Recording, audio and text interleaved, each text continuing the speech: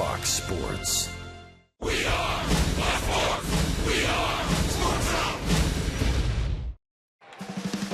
Last night, we saw the Braves' biggest rally of the season. A come-from-behind win capped off with a career first.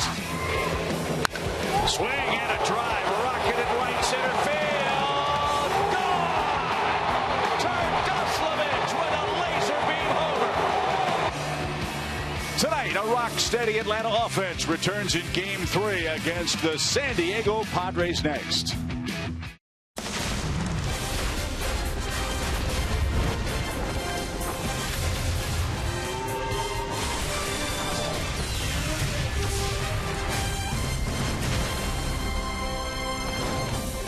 It's a beautiful, humid night for baseball here at Turner Field in Atlanta. This evening, Game 3 of our 4-game set between the Braves and the San Diego Padres. A thrilling ball game last night saw Atlanta come back from a 5-0 deficit. They won 6-5 and look to take a series lead at home tonight. Hi again, friends. Chip and Joe, welcome back to the ballpark. The story of this 2015 Braves club is never say die. This is a young, exciting team. The future very promising. And right now, Joe, the present's not so shabby either for these kids. Well, quite frankly, they're all right. They're getting some opportunities, and they're making the most of those opportunities, Chip. And everybody, it seems like, is doing their part, contributing something to the Braves being right at 500, playing good baseball. Jace Peterson's been a great addition coming over from San Diego. We saw Bethancourt get his first homer. It was a walk-off home run. And certainly last night, this rocket Joey Turdoslavich hit for his first home run was a game winner. Well, guess what? Poor Joey got sent back to AAA today because Kelly Johnson was activated. But we'll see Joey again real soon, I know. But take a look at this. 7 players have made their Major League debut this year. That's all pitchers. And then 3 other guys have recorded their first Major League home run. We talked about 2 of them. Jace Peterson's first homer was a grand slam. But so much of what's been going on has been contributed by these young guys, and they've all adapted to the pressures of the big leagues, what's expected of them, and I think by and large all of them are doing a great job. As you know, the Braves have the youngest starting staff in Major League Baseball, and one of those youngsters gets the ball tonight. Williams Perez is pitching for the Braves against young Tyson Ross of the San Diego Padres. He's a very talented ground ball pitcher. Youth will be served tonight, hopefully, well, grizzled veterans too. Kelly Johnson's back. He's in the lineup tonight. We'll see how KJ fares after his return from an oblique injury.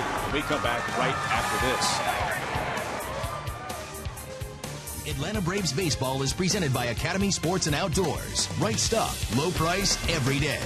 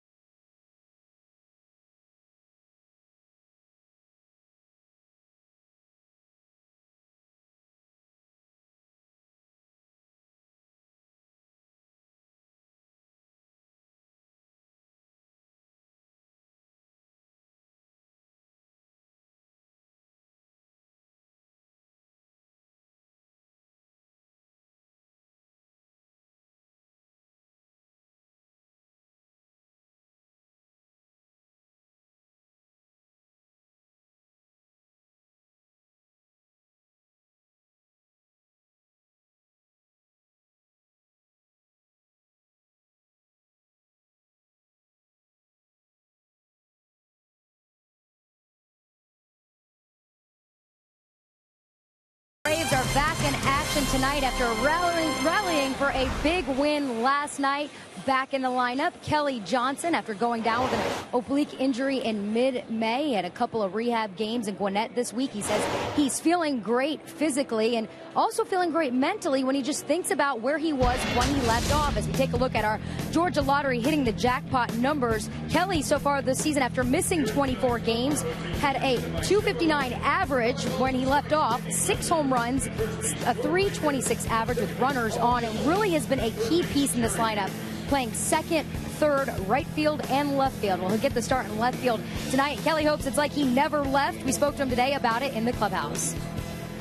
The injury I had, not swinging the bat, really it's been a very, day-by-day progression of the last week of getting into playing games. So it's not like I've just been down there swinging and all that. So having to get back into some routine and things like that. But everything's good health-wise. This is what I was mostly concerned about, and I felt really good for the past week.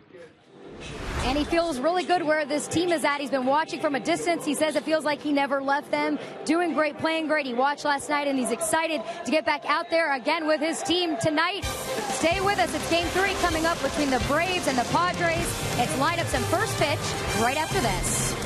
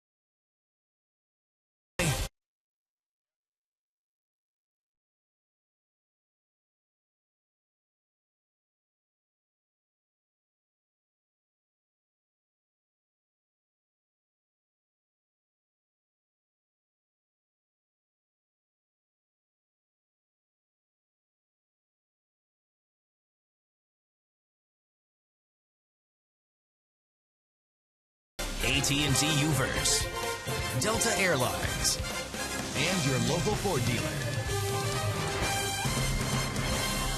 It's another hot, sticky night here at Turner Field in Atlanta. Back-to-back steam baths here at the ballpark in downtown Atlanta, GA. Williams Perez and A.J. Brzezinski as the Braves battery for Game 3. They're ready to take on the San Diego Padres, who blew a 5-0 lead last night behind their ace James Shields.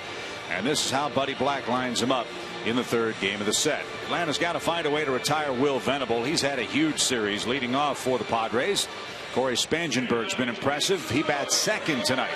Justin Upton's in left. Yonder Alonso's the cleanup man. Will Middlebrooks is at third base. Melvin Upton Jr. gets his first start since coming up from the minor leagues for the Padres.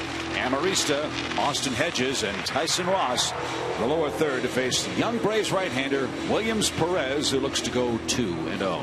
Williams is 24 years old, 6'1", 230 out of Venezuela. His last 2 starts, part of what he needs to try and fix tonight. Good numbers, 1-0 with a 3 ERA and a very low opponent's average. But on that main line, 12 innings, 9 walks against 8 strikeouts. That will lead us to his 4 keys to pitching success tonight. And number one is cut back on the freebies. Boy, too many walks. That's why he's got to work out of the stretch too much. And Chip out yonder. Yes, sir. Well, yonder Alonso is the cleanup hitter. And he's had trouble with number 4 hitters. The most damage done to Williams Perez so far has been by cleanup hitters. So let's get some out on yonder. Atlanta's defense has been very good, and hopefully it'll continue to be. We'll welcome Kelly Johnson back from the disabled list. Missed a lot of time with an oblique. He's in left field. Maybin and Markakis in center and right. Freeman, Peterson, Simmons, Chris Johnson at third, and A.J. Pierzynski is behind the plate. It can't be overstated, the victory last night for the Braves. I'll be honest with you, down 5-0 to a man that's 7-0. It did not look good for the Braves last night.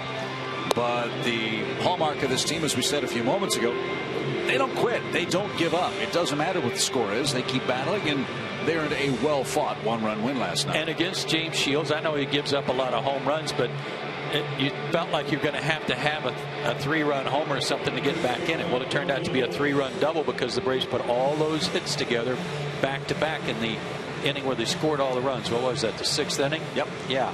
So that's what they're so capable of, is stringing those hits together and having a big inning that way. So we'll see what happens in Game 3 tonight as Will Venable steps in for the Padres. They're a 500 club after 60 games, 30 up, 30 down for San Diego. They're 4.5 out in the National League West. And we're underway with a strike.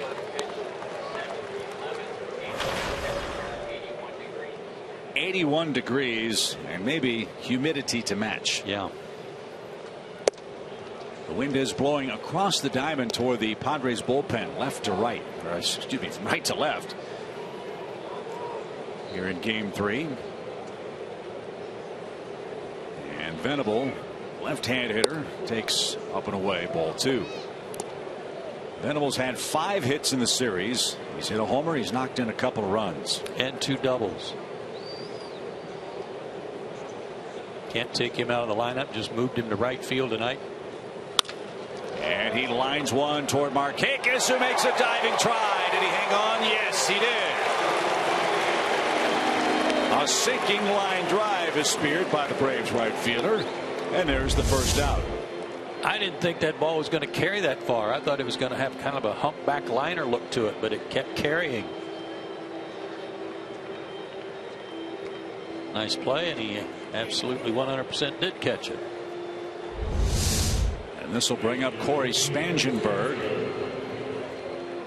This young man has supplanted Jed Jerko as the starting second baseman, so much so that Jerko was today sent to the minor leagues. Was he really? Yep. They brought up Nick Vincent to bolster their bullpen. So Spangenberg is the man at second, and he bats second here in Atlanta. A strike.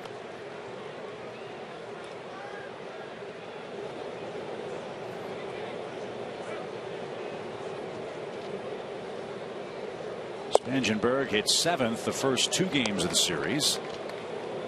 And he had pretty good luck. He's put the ball in play a lot. He's knocked in a couple of runs. He's got 3 hits. And he's made all but 1 play for the Padres defensively at second base. 2 balls and a strike.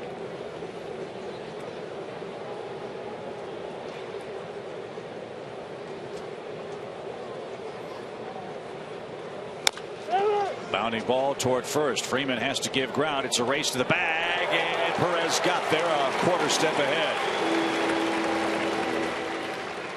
You heard A.J. Pierzynski scream, "Get over there!" And Perez beats Spangenberg. 2 out. Yeah, we talk about infielders giving ground and how sometimes that just giving the ball more of a chance to eat you up. But Freddie played that right. He read the hop as an in-betweener unless he gave a little bit of ground knowing he had Williams Perez covering. Nicely done.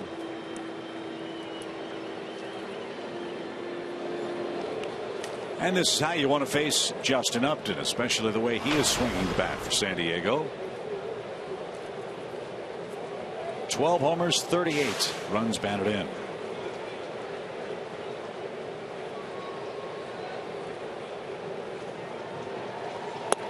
And Justin's accounted for slightly less than 1/4 of all the home runs that San Diego has hit this year.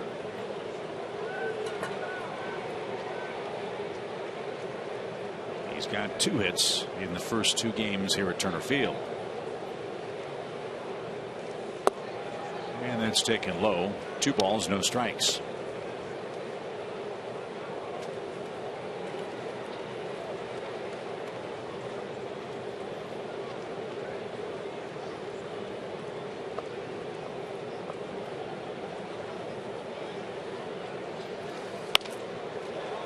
Late swing, and that's to the end of the Braves dugout. And out of play, 2 balls and a strike.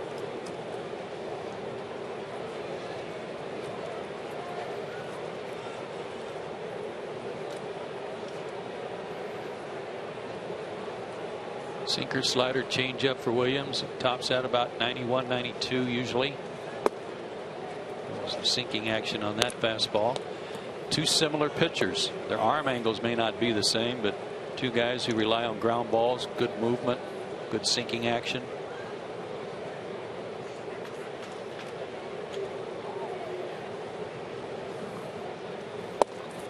That caught a corner. Upton was on his way to first base.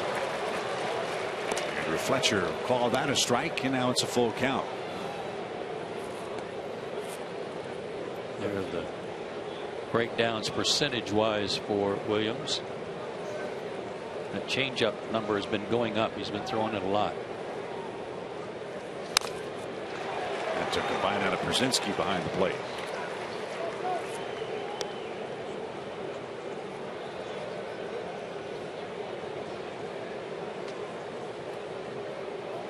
AJ, the pitcher's mound is the other way.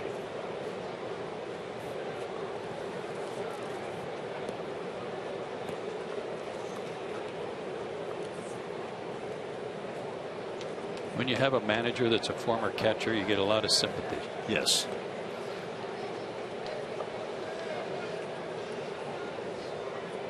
Another full count pitch. And that one floated inside. And Upton's aboard with a 2-out walk. And so here we are, Joe, that fourth key you talked about. 2 of them. Yeah. 3B. And now the cleanup get guy. Alonso kills Braves pitching, a .395 lifetime hitter against Atlanta.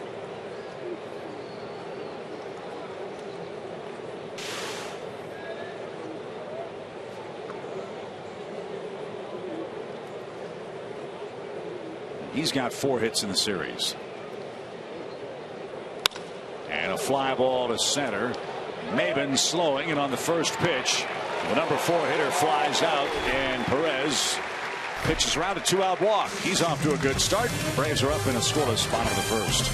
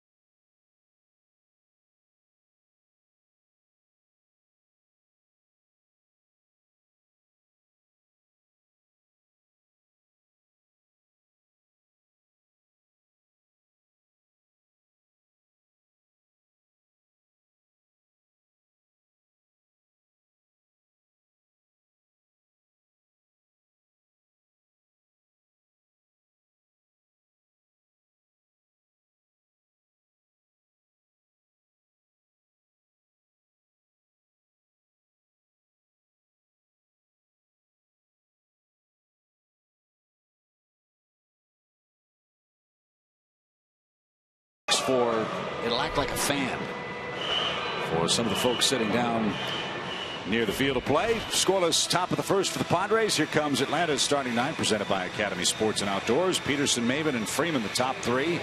Nick Markakis in right. Then Chris Johnson, Kelly Johnson, A.J. Przinsky, Andrelton Simmons, Williams Perez, and a talented kid going to the mound for San Diego tonight. Guy that we saw pitch last year in San Diego, and boy, he's tough. Tyson Ross, 28 years old, 6'5", 230. Now you see those numbers with the Padres. He came from Oakland, but with the Padres, a 3.09 ERA. Why is his record what it is? That 3.7 run support. That's why. He is the guy saddled with 0 runs of support compared to James Shields, who's getting a lot. Last year, Ross was an all-star. He didn't pitch in the game because his start came the day before the festivities began. He went 13 and 14. He made 31 starts. In 15 of those starts, he went 6 innings or better, allowed 2 or fewer runs, but was still a sub-500 pitcher. Well, this is one area that he has a little chink in the armor. He does walk a lot of guys. He's a sinker baller, but he walked a ton of guys early in the season. He's cut back on it lately, but still 35 walks in 69 2/3 innings. Little roller back toward the mound, and Ross will get his man. Nice recovery. There's out number 1. Here's a look at the Padres lineup defensively. That's presented by CPI Security. The Upton brothers are reunited in left and center. Will Venable, as Joe said, shifted to right. Alexi Amaristas at short. Will Middlebrooks back in at third base. And Austin Hedges, one of their top prospects, is their backup catcher. He's in for Derek Norris tonight.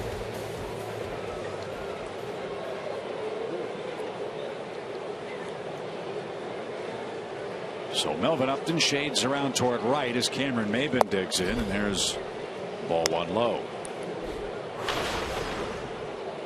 Can't say enough about the work Cameron Maben has done. It's not a 5-off game run. He's been hot for about a month. Last 22 games, Cameron Maben has 32 hits. He's hit .364. And staying with what got him here.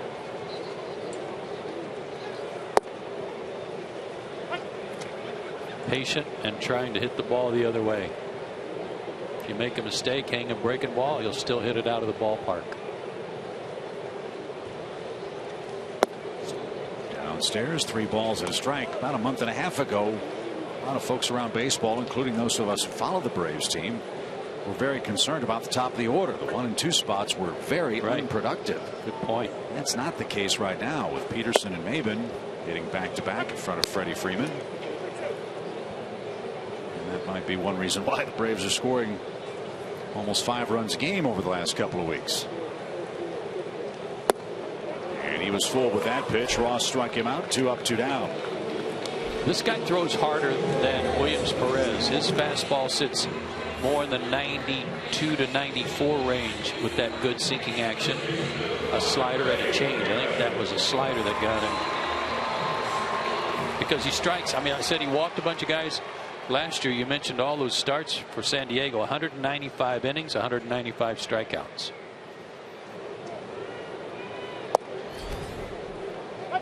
And it seems like he's got a contrasting pitching style as you see Freddie Freeman's season work.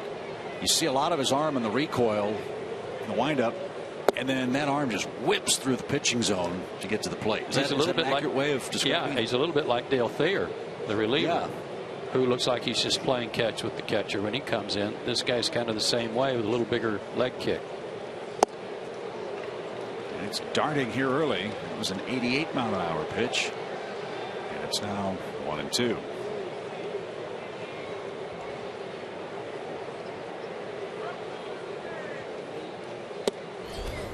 He beat Cincinnati his last start, but only went 5 innings. 5 innings, 5 hits, 3 walks, but he only gave up 2 runs and fanned 7.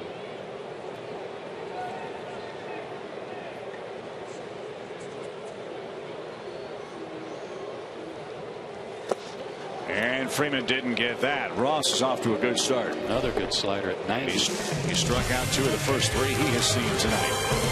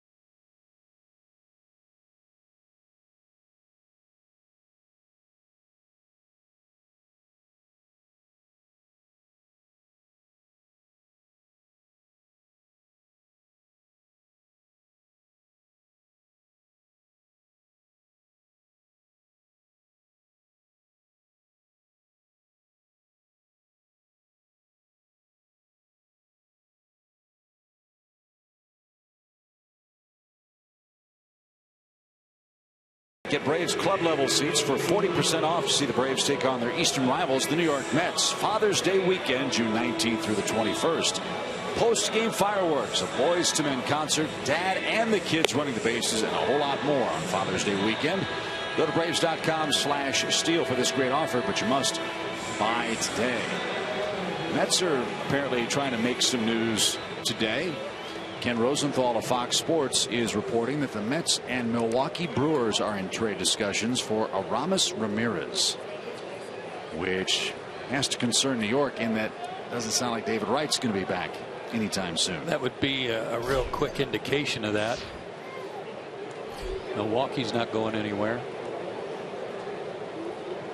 Will Middlebrooks didn't get a high pitch, strike one. And Ramirez had already said this is probably his last year playing, so I'm sure he would approve that if they need his okay. Yeah, I'm guessing he's a 10-5 guy with Milwaukee. I would think.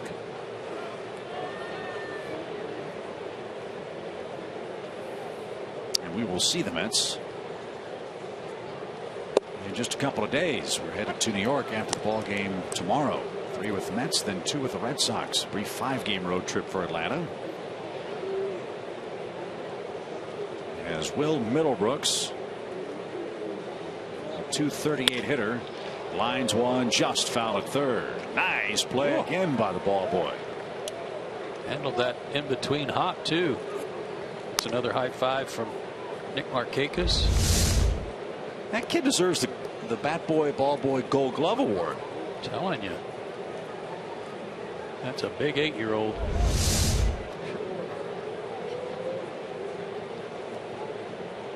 One ball, 2 strikes. And that's off the plate, 2-2.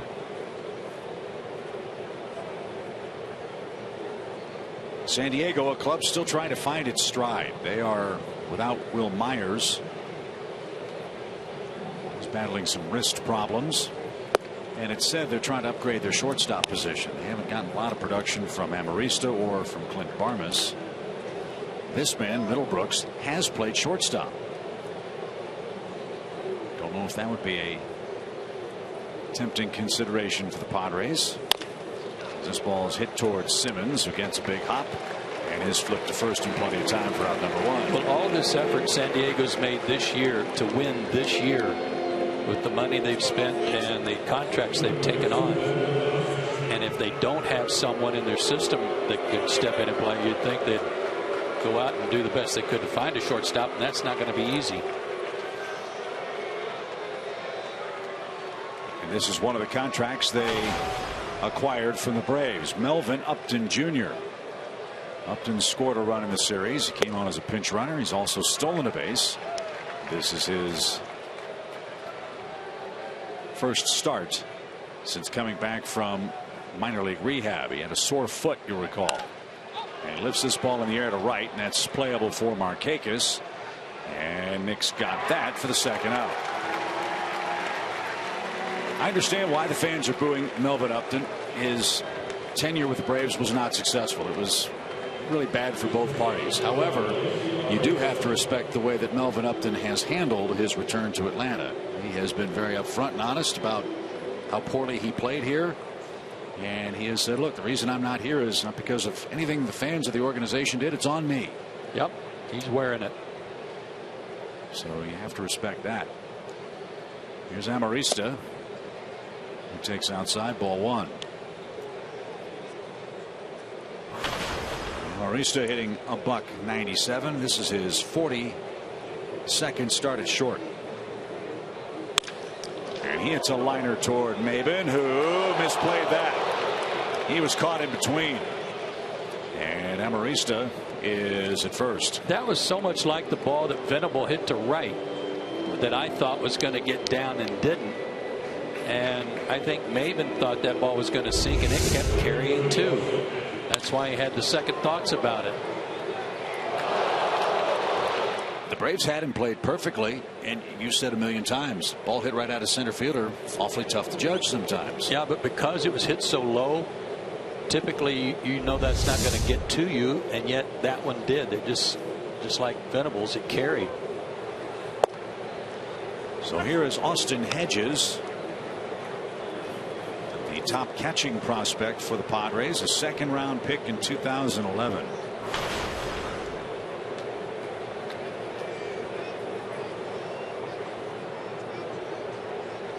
Played all last year at Double-A San Antonio. Didn't hit much. Just a .225 batting average. But he threw out 38% of would-be base stealers. And that's rolled foul at third, 0-2. Yeah, when all the trading was going on between the Braves and the Padres, it was asked several times of me, well, what about that guy Hedges? He's supposed to be their #1 prospect. Why didn't the Braves get him? And yet it depended on what publication you read or who you talked to about who was their #1 prospect, because Whistler was rated #1 on several other publications, and the Braves did get him. Also got Max Fried, the hard-throwing left-handed pitcher who's coming back from Tommy John surgery. Yeah, I'm really anxious to see him work after things I heard about him before he got hurt. Marista, a good lead. And pitch to Hedges is out of play. I mean, one reason why the Braves farm system has been restocked, quite frankly, is they got a lot of good players from the San Diego Padres. Yeah. Not just their real top prospects, but some lesser known prospects who are playing great right now in the Braves system. Yes. By the way, Malik Smith, one of those players, hitting over .340 at Double-A with 19 stolen bases. Missed upstairs. 1 ball, 2 strikes.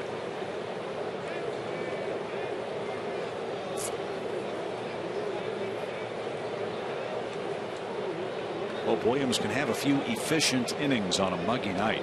He's already up to 31 pitches.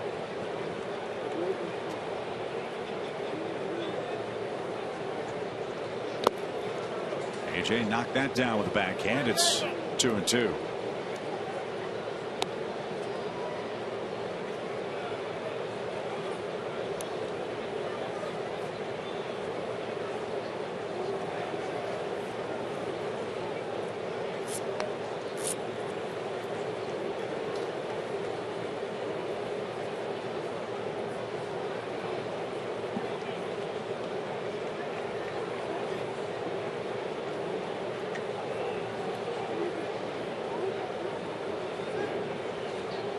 Swing and a miss. He missed that by 1.5 feet. And Perez has his first strikeout of the night.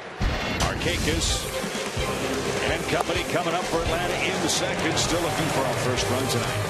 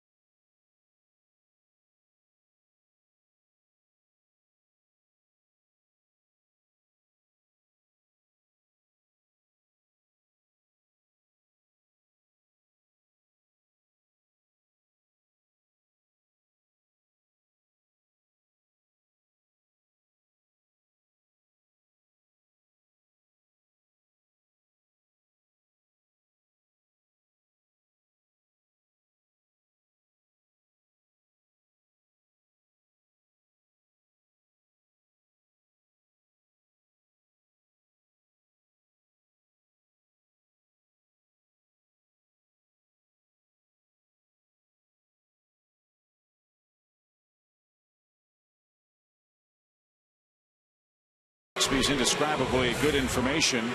Here's some of the players the Braves acquired from the San Diego Padres, Joe, and as we mentioned a moment ago, their progress is noteworthy here in early June. Yeah, I know I'm going to misspell or mispronounce Jordan's name, so I'll just leave it at that. But he's going to be starting with the Gulf Coast League soon. And Dustin Peterson, who was injured in that bus crash for Lynchburg, good numbers, but he's back playing now after a little rehab from the bus accident. And there's the numbers for Malik Smith I told you about, and Matt Whistler, pitcher of the week in the International League just a week ago for his fine work, going 2-0 with a real low ERA for the week. We might see him pretty soon, I would think, if he keeps pitching the way he is. Nick Markakis will lead things off. He had his fourth 3-hit game of the year yesterday for Atlanta. And Ross gets ahead with a sinking strike.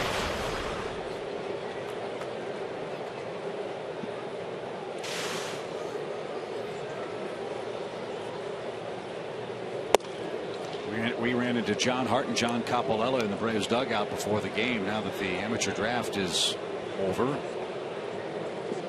And every organization says the same thing this time of year. We love all of our selections. We love what we've done. We love the approach. We love the kids. John Hart was beaming from ear to ear when he talked about the Braves amateur haul. Opposite field hit from Markakis to lead off the inning. That's the first Braves hit.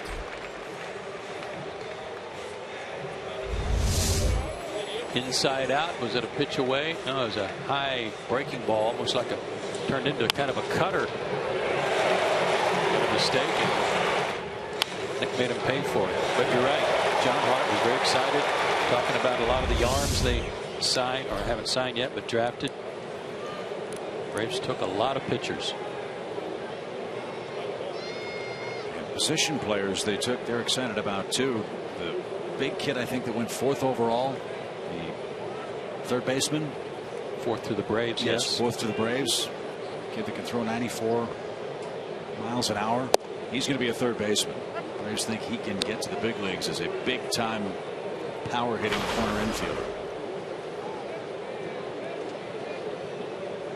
These are exciting times for the major league clubs. The Braves in particular are restocking their farm system. 0-1 to Chris Johnson. Gets a start tonight and takes the ball high.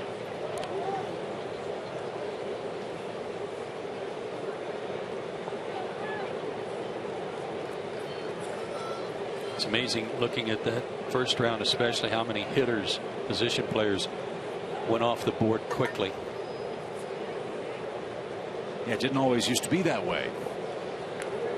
One team in particular that has sort of changed that paradigm is the Cubs. The Cubs have signed and drafted middle of the lineup slugging offensive players, because they're very hard to find in this day and age in baseball. As this ball's hit softly toward third, and handcuffed Middlebrooks. And his throw to first is all the Padres get. Chris Johnson's out number 1. Markakis in scoring position for Kelly Johnson.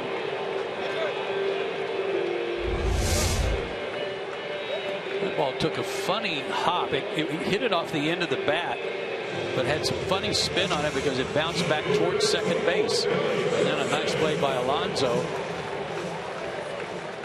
Play by Alonso to save a bad throw. Did that hit off the lip of the grass? I didn't think so. Maybe it did. Maybe a spike divot or something. So it's a break for the Braves. Instead of double play, you've got an RBI chance for Kelly Johnson. Kelly injured his oblique swinging the bat almost a month ago, and they tested out with an inside pitch. Don't you know? Still second on the team in homers.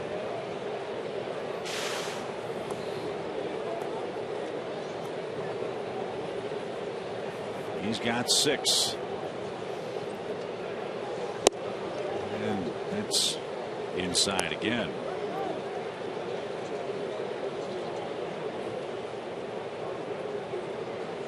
Braves have hit just 13 home runs as a club since Kelly Johnson was disabled. 2 balls, no strikes.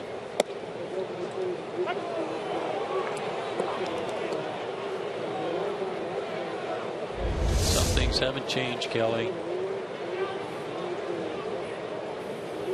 Bonus there on the PNC Bank chart.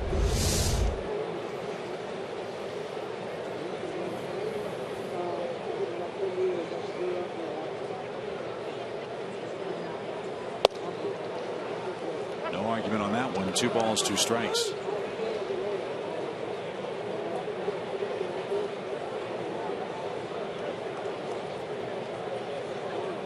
Ross certainly not a max effort guy. The ball just flies out of his hand.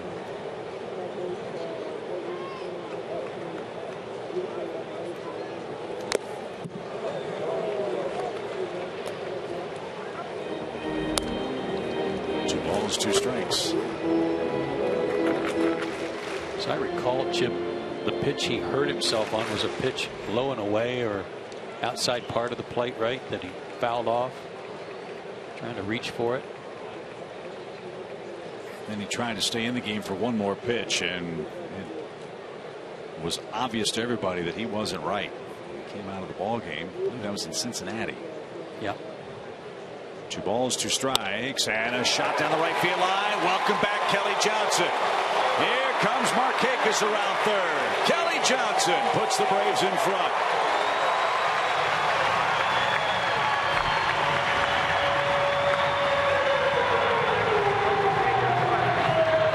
Featured all the youngsters in the open. It's the veterans who've gotten it done here in the second. Markakis and Kelly, the magic combo. A bit of a cutter again that is up. Kelly leveled off on it. I'm always still amazed by these guys who can lay out a month and come back and hang out a line drive. So 19 RBIs for Kelly Johnson. And A.J. Przinsky is in the batter's box. And now Kelly's running. Hedges' throw is right on the money. 38%. He'd gone down to the minors last year, and he showed off a strong, accurate arm there for the second out.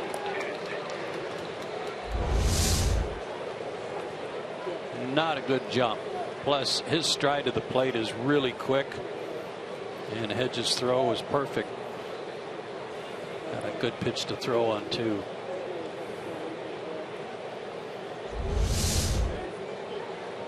So Przinsky with 2 outs takes across the shoe tops. Ball 2. The unfortunate timing of Kelly Johnson's injury was that he was, as you said, red hot. 16 RBIs in his last 16 games. So what a comeback to pick up where he left off.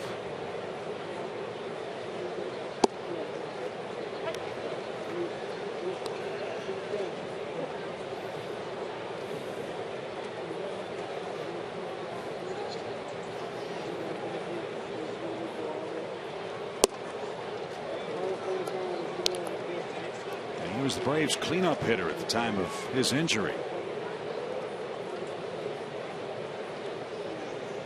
Injured May 13th, and the game started by Raisel Iglesias. Bouncing ball to first. Bad hop. And Przinsky beats the left. He had his head down, wasn't running very hard, and is fortunate to be aboard.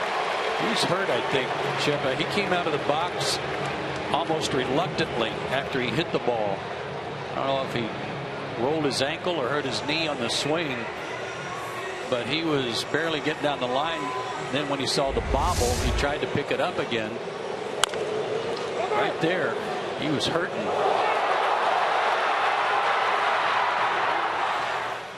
And it took 2 bobbles to get in there.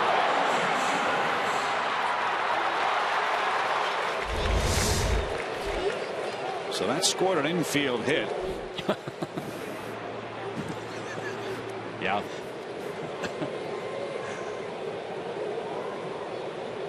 It might be the right foot for A.J. Przinsky. Here's Simmons. And that's not unexpected. Przinsky on his way to second. They threw behind Simmons. The Padres were not at all happy with his slide at the plate against Derek Norris last night. They didn't hit him, but they certainly send a message here in the second inning.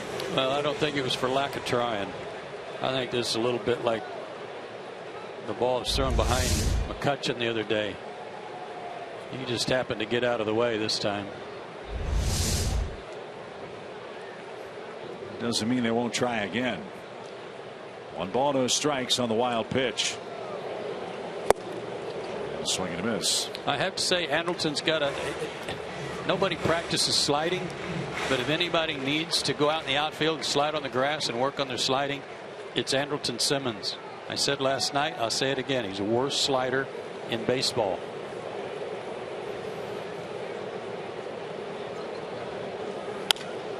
Fly ball toward right. That's going to get down for a hit. Venable loads up. His throw to the plate is cut off. The run is in, and Simmons is tagged out by Amarista. Well, Andrelton Simmons answered the brushback, and A.J. Brzezinski very slowly makes his way to the Braves dugout. He scores a second Atlanta run, but he's hurting.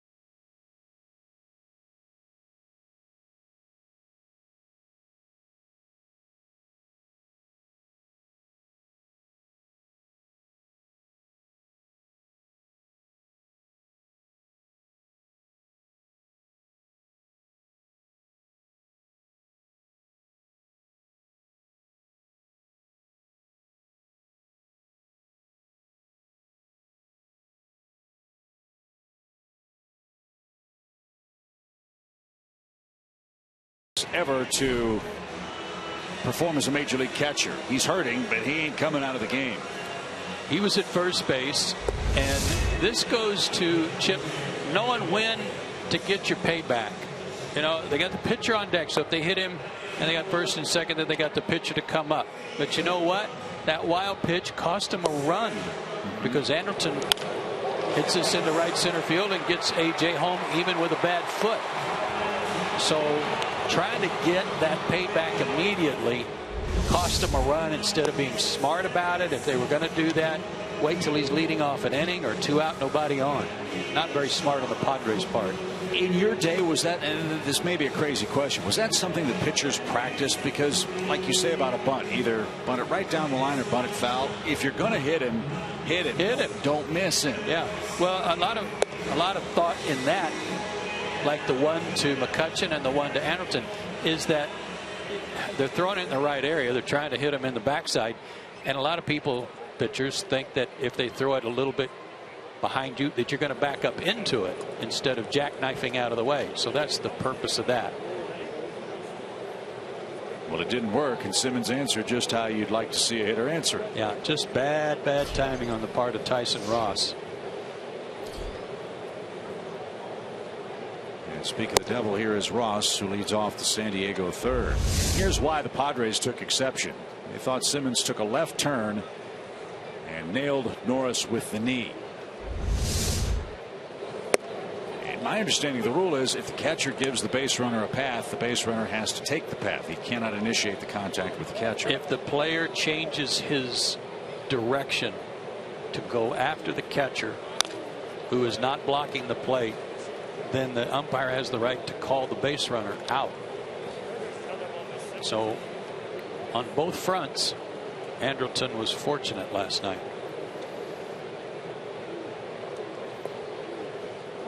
1 ball, 2 strikes for Tyson Ross.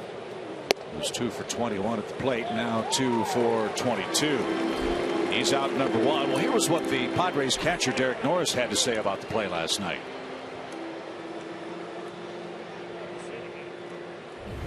In my opinion, it was. My foot's on the fair side. Looked like he kind of deviated from where he was running. I thought I gave him a clear lane, and I guess they thought differently, but it is what it is. I think his quote would have been a lot different if you'd talked to him 30 seconds after the play occurred, because he could barely walk the rest of the night. And he's not in there tonight for San Diego as Will Venable takes a ball outside. Anderson is not a dirty player. No, but it's at least 3 times that we can think of where he slid and hurt someone because it was such an awful slide. He's not that kind of player. 1-1 pitch is bounced foul. Play 1 ball 2 strikes. We know about the Yunel Escobar play at third base, a play that really got the Nationals fired up when they were at their low point of the season. They had that big comeback after that play here in Atlanta.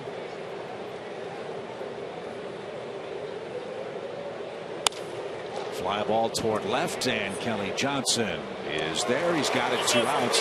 He slid at second base. I can't remember who that was against, where he slid very late in the play last night.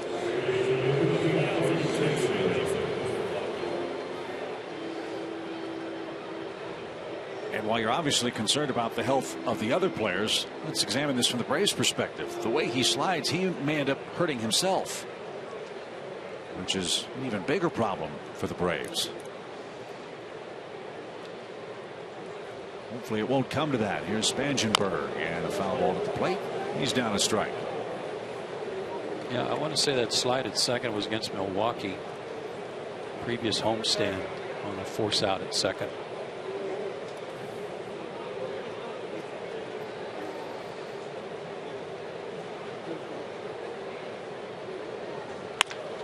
Sharply hit and into right center field. Spangenberg around first. He's going to rev the Jets and make it to second, standing up. A hustle double for Corey Spangenberg. I'm sold. Good looking player. That's his 6th double of the year.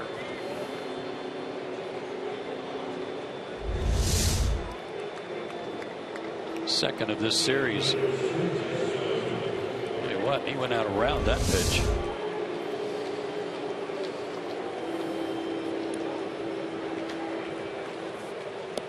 So Upton hits. The Braves walked him back in the 1st inning. That walk came with 2 outs. This is the 23rd inning of this series, and the Padres have gone 1, 2, 3 times.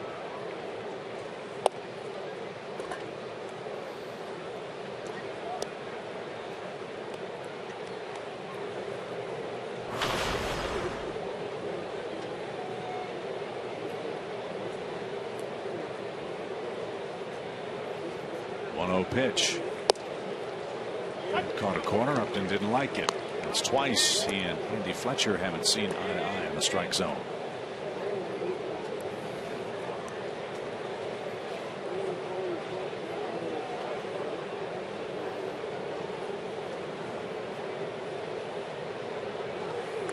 And Upton gets hit with a pitch. He flips the bat away in frustration. Brzezinski escorts him a step or 2 down the line. No intent there by Perez. And now 2 are on with 2 out.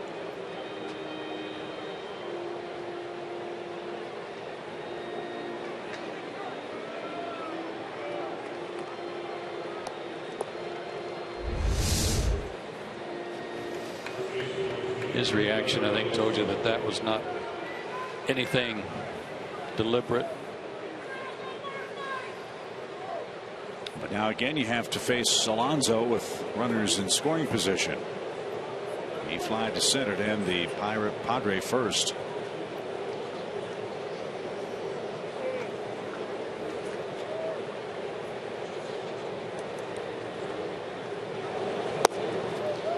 Talking with Dick Enberg and Mark Grant on the ride home last night about this Padre team. If they can't find a shortstop, they said, well, maybe you could put, as I said, Middlebrooks at short.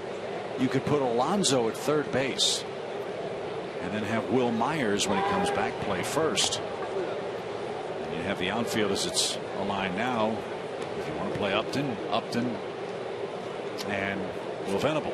Yeah, but see, if you've put all this money in this ball club with an effort to try to win this year, and you're moving players to have 3 guys play out of position, something not right about that. That's true. And of course, I forgot about Matt Kemp. If you wanted Venable to play center instead of Melvin Upton. But they think, or at least if you're to believe what you read about the Padres, they feel like they got to upgrade the shortstop spot. Yep. See, I think Barmas is a solid player at short. He's only made 3 errors. If you're thinking that you got to have offense from your shortstop spot, then maybe you pick the wrong other offensive players. Fair point, because they've definitely upgraded offensively.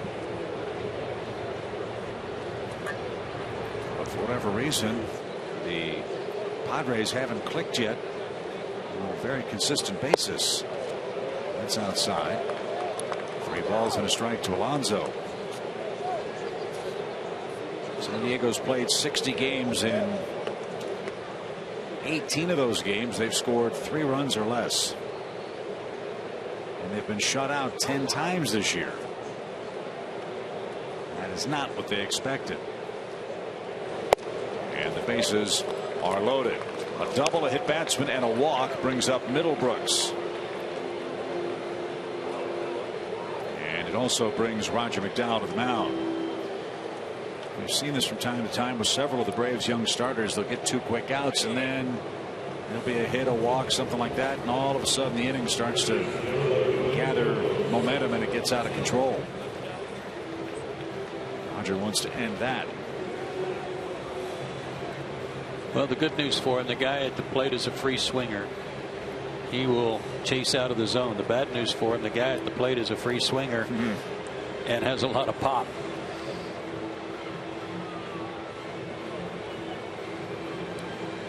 Mr. Middlebrooks is hitting with the bases loaded for the 6th time this year. He's 0 for 5. And hitting just .220 this year with runners in scoring position.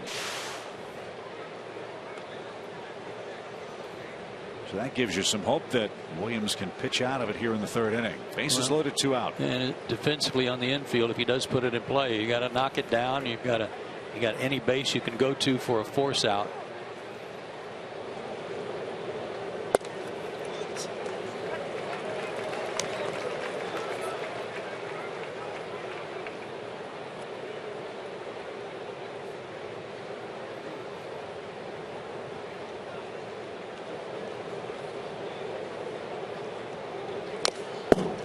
There's that big swing. Now it's 0-2.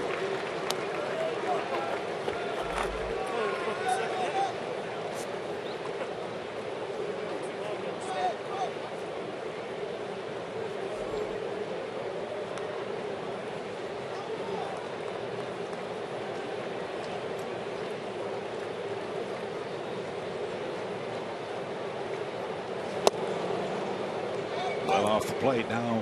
A ball and 2 strikes. Braves got 2 runs in the bottom of the 2nd. That's where we stand now. Padres trying to rally with 2 outs. In the air to center, right at Maben. He had to move back 1 step. Middlebrooks hit it right on the button, and the Padres leave him loaded in the 3rd. Old teammates Justin Upton and Freddie Freeman wondering what's going on out there. What's going on as the Braves lead in Game 3.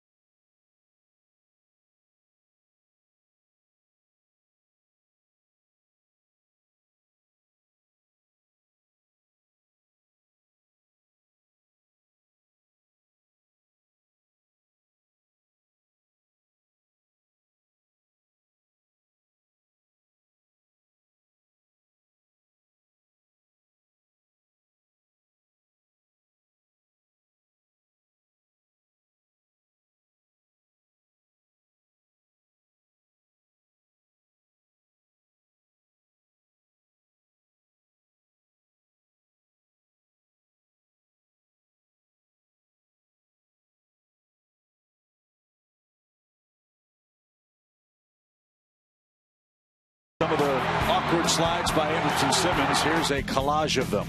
This was a very late slide that could have hurt either guy, but he knocked the glove off of Escobar. Now this one against the Dodgers, I don't know how he didn't break his ankle. That was a late slide. He just slid in there and stuck his foot right in the bag. Now this one against the Giants, sticking out that foot on the foot of their second baseman, Joe Panic, trying to break up the double play. Going in hard's one thing, but the one that kind of tells you how bad a slider is the one against the Dodgers, where he almost javelined himself into the base. Williams Perez shoots one to right field. And the Braves pitcher has his second hit of the year. And the last 4 Braves hitters have singled in the game. Another pitch up from Ross as a sinker baller. He's already made some mistakes upstairs. So you mentioned you practice sliding by going to the outfield, and well, it's the best place now because you don't want to do it in the dirt necessarily. Right. Just go out in the grass and take your spikes off. Chase Peterson bats, and he takes a strike. He tapped back to the mound to start the Braves game. But you just can't continue to slide that late and not escape an injury of some kind. Or retaliation, which the Padres tried to issue tonight. Bouncing ball foul and out of play. It's been an eventful road trip for Tyson Ross of the Padres. His brother Joe Ross got the call to the big leagues. He's with the Washington Nationals, and the Padres allowed Tyson Ross to fly on an off day to Washington with his father to watch his kid brother make his first start for the Washington Ball Club. That's nice.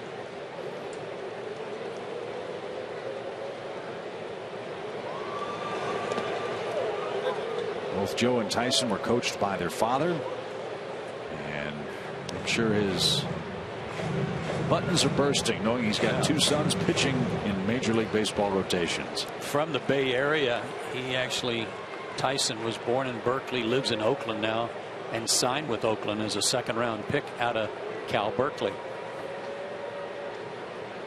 Must be a smart cookie too. 1-2 pitch. Sharply hit and passed Alonso into right field. Perez around second. He's going to throw out an anchor, and he'll stop there. And that's 5 consecutive Atlanta singles. And nobody out.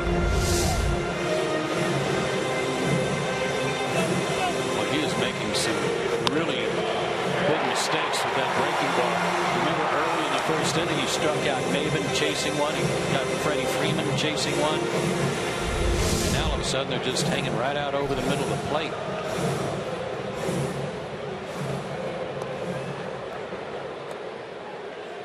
Gotta make him pay. 2 on, nobody out. Maven struck out in his first at bat.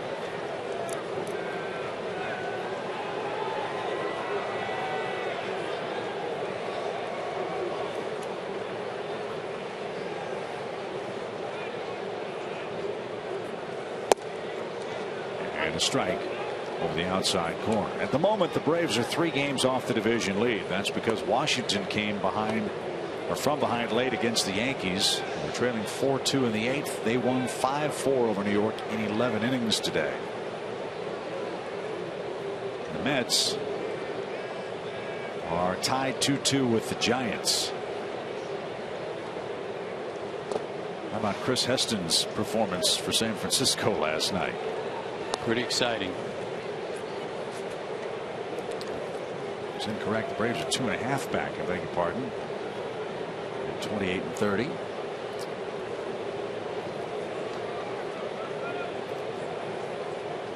Heston struck out the final 3 hitters he saw for the Mets last night. And I didn't realize it until I read it this morning. The Giants have had a no-hitter or perfect game in each of the last 4 years. They've got a staff that could do it. Matt Cain had the perfect game before his elbow blew up.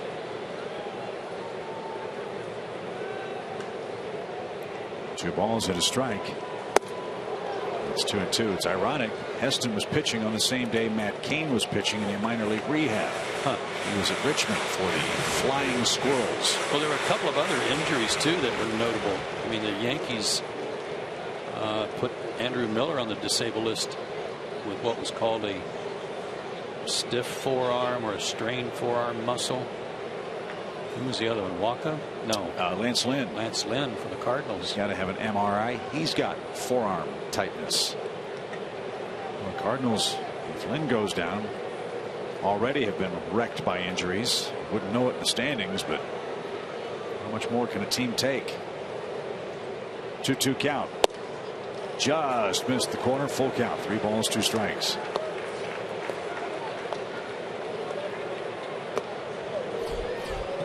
I don't think you'll see the runners put in motion here. I don't think Williams will be asked to take off.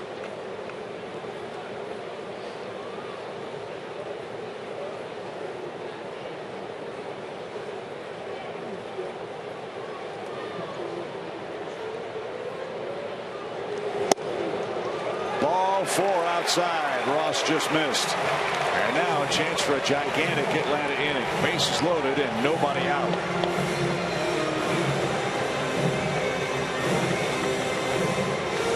Only 1 start out of his first 12 as he walked as few as 1 batter. That's 1 so far tonight.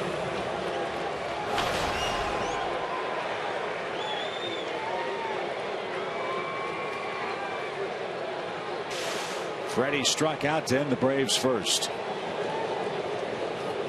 Ross will work out of the windup with nobody out. Low, ball 1. Gotta make him get the ball up. Anything that starts at the knees typically will be out of the zone.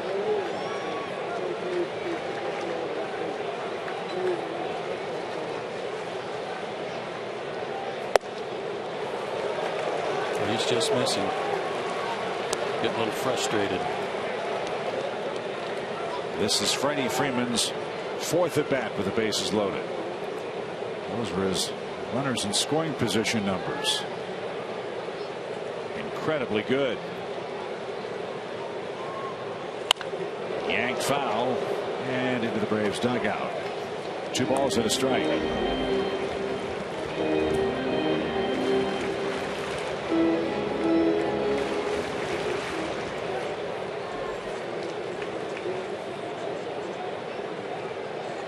Braves have 2 hitters in the top 4 with batting average and runners in scoring position. Maben's one, Freeman's the other. And a shot to short. Amarista will take it to the bag, jumps and fires to first in time for a double play. Perez will score the 3rd Atlanta run. Jace Peterson's at third base. No RBI for Freeman, and the Braves add a run. Amarista kind of did it the hard way, but he got it done. Could be because Spangenberg was playing way over in the hole for Freddie to pull, since they couldn't put the shift on. Knew he had to take it to the bag himself. But it does get 1 in. Markakis bats, and a pitch low.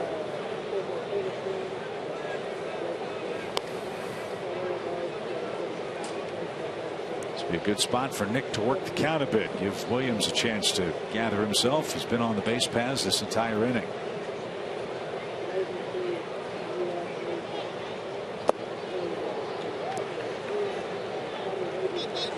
Nick scored the first run of the night for Atlanta back in the 2nd inning.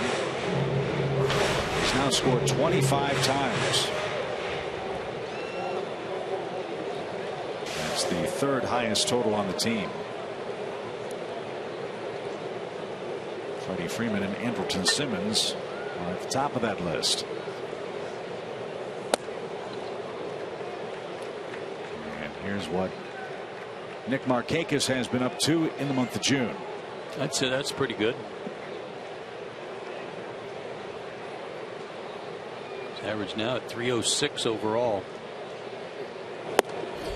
And he'll take a walk. Second walk of the inning for Tyson Ross. And that'll bring Darren Balsley to the mound. He's the Padres pitching coach. See the trouble for Tyson Ross. Deep counts, more strikes than balls. More balls than strikes. That's usually not a good recipe for success.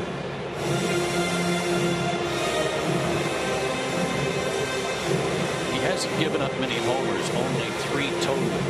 It's not unusual for a sinker baller to have a low number of home runs, especially in his home ballpark, Petco Park. But his splits are very interesting. A 60-point difference virtually between left-handers and right-handers. So pitching around Nick may have been his thought of getting to a right-handed hitter given his success against them.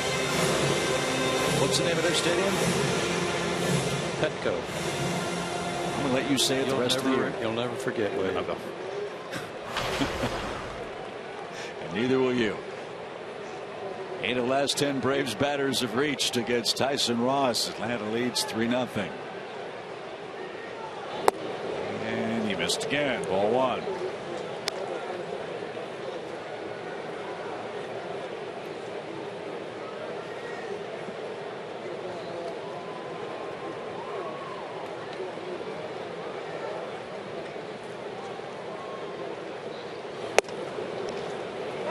That's a good live fastball.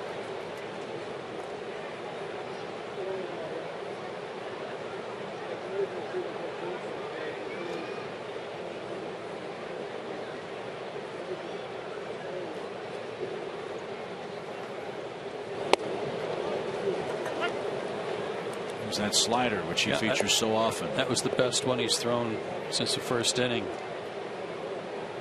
And he throws more sliders than any pitcher in baseball. 46% of his pitches are sliders.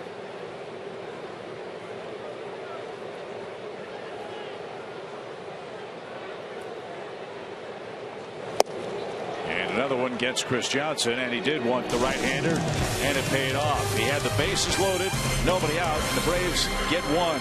It's 3-0.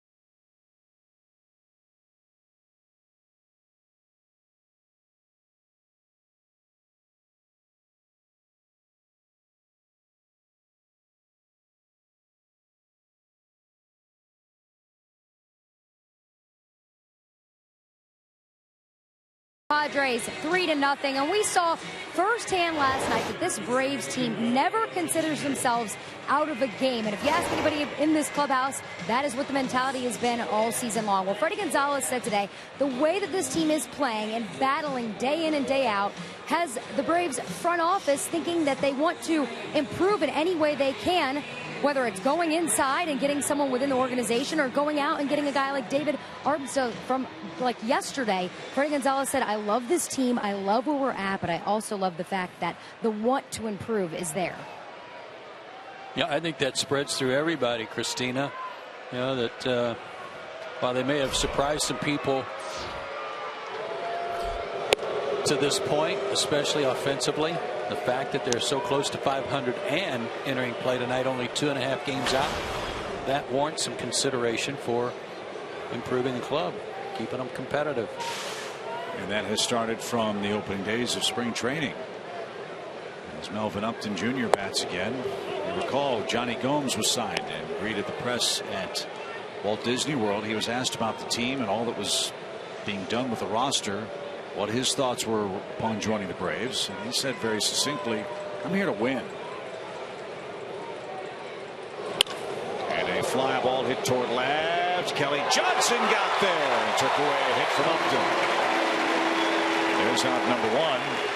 And to finish that thought on Johnny Gomes, he said, imagine walking up to Bobby Cox and saying, hey, we want to just try to finish close to 500. That's not the way Bobby would do it. Freddie would do it. Certainly not the way these veterans would do it. Boy, welcome back, Kelly.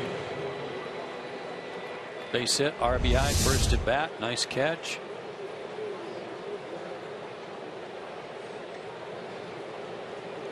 One out for Amarista, who singled in the second. So Perez can have a 1-2-3 inning. As Joe said, those have been rare for the Padres offense in this series. 3 times in 23 innings.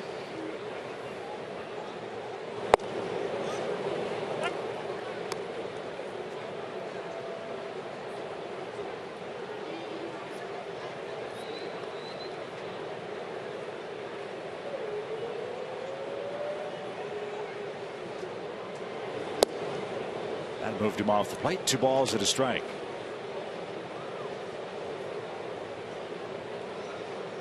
Alexi Amarista. Right side. Jace Peterson. 360 spin. Perfect play.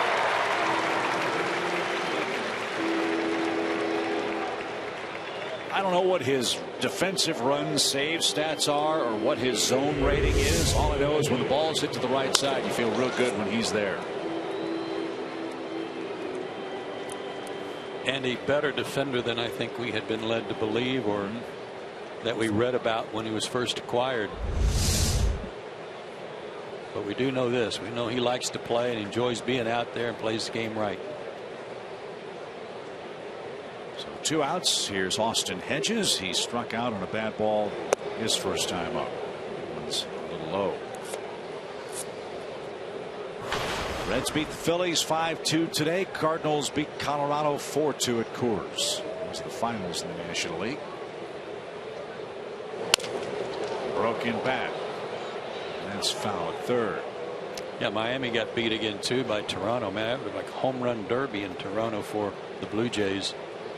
They are right now the hottest team in the American League East, with the Yankees losing. Toronto won their 8th game. They're over 500 now. 8th game in a row, that is.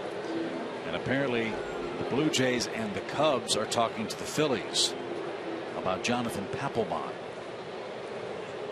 The Cubs made a signing yesterday to try to bolster their bullpen. Rafael Soriano out of the mothballs and waiting on somebody to call, and it's the Cubs. They signed him to a minor league deal. Bouncing ball to second, which brings up a thought. When he goes in for the job interview, is his uniform tucked in, or does he just go ahead and untuck it? Half and half. Half and half. 3 up and 3 down. Woohoo! We're off and running. Home fourth coming up.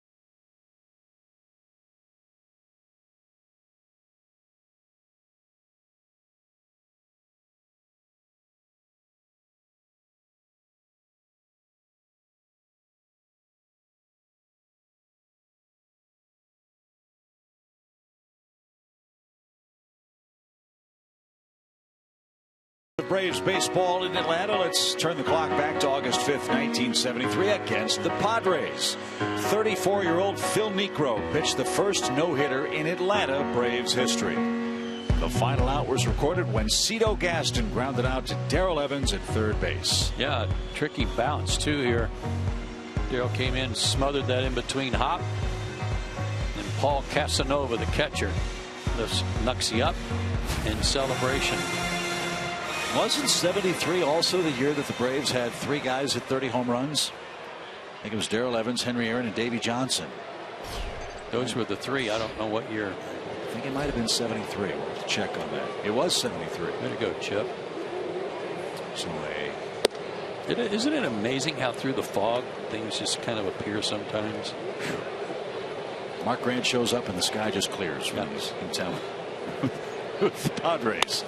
A line drive by Kelly Johnson. You know what he's going to say after this game? I should strain my oblique a little more often. He's 2 for 2, and he's made a couple of terrific plays tonight. The pitch up. That was his sinker, but it's up. He's having a hard time getting the ball down tonight.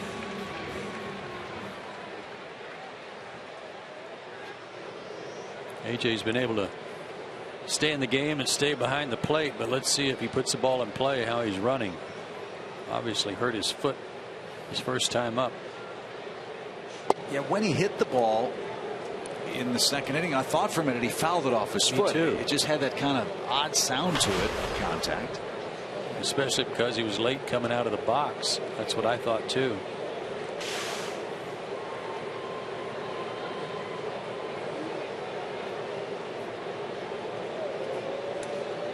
He was credited with an infield hit after Alonso bobbled it and his throw went off the glove of Tyson Ross at first base. It was 3 guys hit 40 homers or more for the Braves in 73. I shortchanged Davey Johnson, Darrell Evans, and Hank Aaron by a lot. Swing and a miss. Think about that. 1970s. Davey Johnson at 43, Evans 41, and Hank Aaron, who apparently wasn't in the lineup on that final day of the season, had to be convinced, hey, come on, get in the game. You're going for 40. Sure enough, Henry Aaron hit a home run to join the club. Downstairs for Brzezinski, 2 balls and a strike.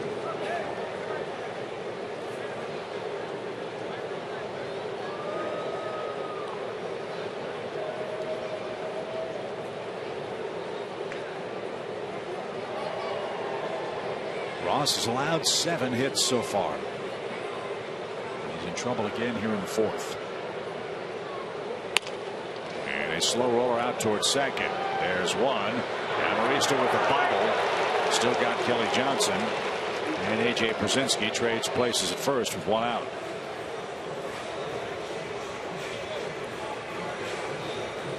Let's take another look at A.J. and see how he got down the line.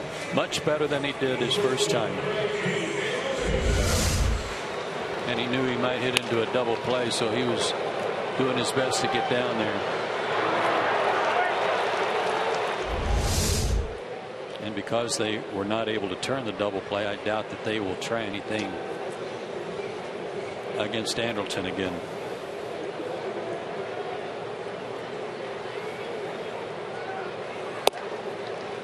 Straighten him up with an inside slider. 0-1.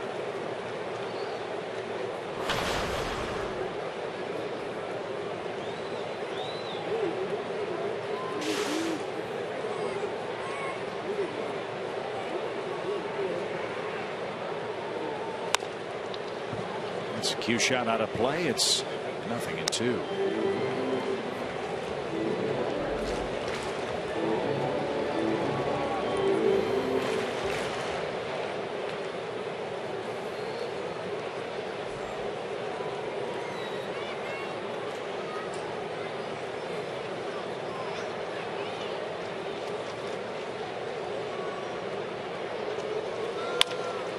Slowly into the mound. High throw. Amarista, though, made a terrific athletic play. Great vertical leap by Amarista to come down at the second base bag. And he turns a 1-6-3 inning-ending double play in the 4th.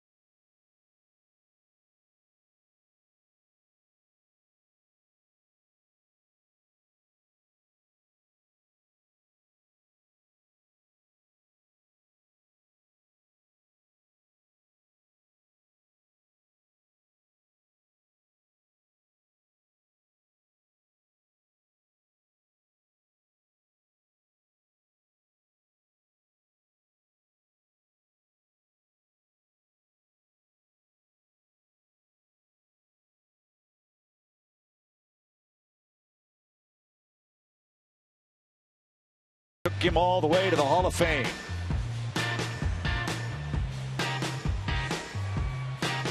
Great pitcher and an even better man. It's always a treat when Phil Niekro's around the ballpark. Hopefully we'll see him here in Atlanta real soon. Saw him down the clubhouse on this homestand Did you? already. Yeah. I think for that first game against the Pirates, he was here. Looks great as always. And I love these vignettes. I'm not sure what to call them, but I mean, not just the highlights, but these pictures of guys through the years of the 50 years of Atlanta Braves baseball. A lot of hard work and digging out a lot of digging through a lot of archives for that kind of stuff by our producer Brian Woodrum, and it's much appreciated.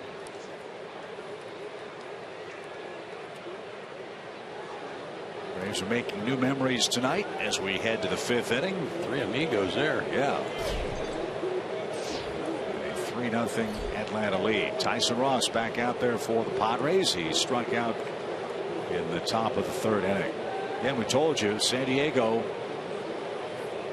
at times runs into run scoring droughts. They have been shut out 10 times this year, despite adding Myers, both Uptons, Matt Kemp. They were shut out 19 times all last season when they had the worst offense in the National League. And a little tapper, Przinsky near the line, better hurry, and his throw sails down the right field line. It's under the tarp, and on the ricochet, Markakis will pick it up in foul ground. So Tyson Ross will have an infield hit. He'll take second on the throwing error, and that's how the San Diego 5th begins.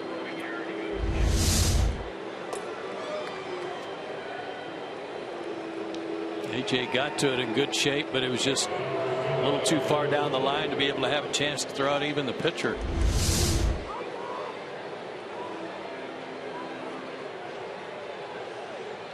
So now it's Ross's turn to run the bases, and he'll see what Will Venable can do. Knock on wood, Braves have kept Venable under control to this point. He's 0 for 2. First leadoff man to reach tonight.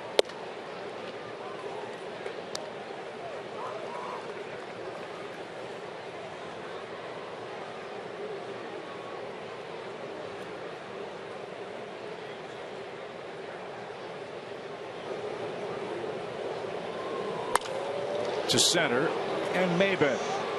He's got it. Chip and I were fortunate enough today, folks, to be invited to the Braves Preview Center, which is adjacent to the SunTrust Park construction. 8th floor overlooking the construction of the new ballpark, which is coming up out of the ground quickly.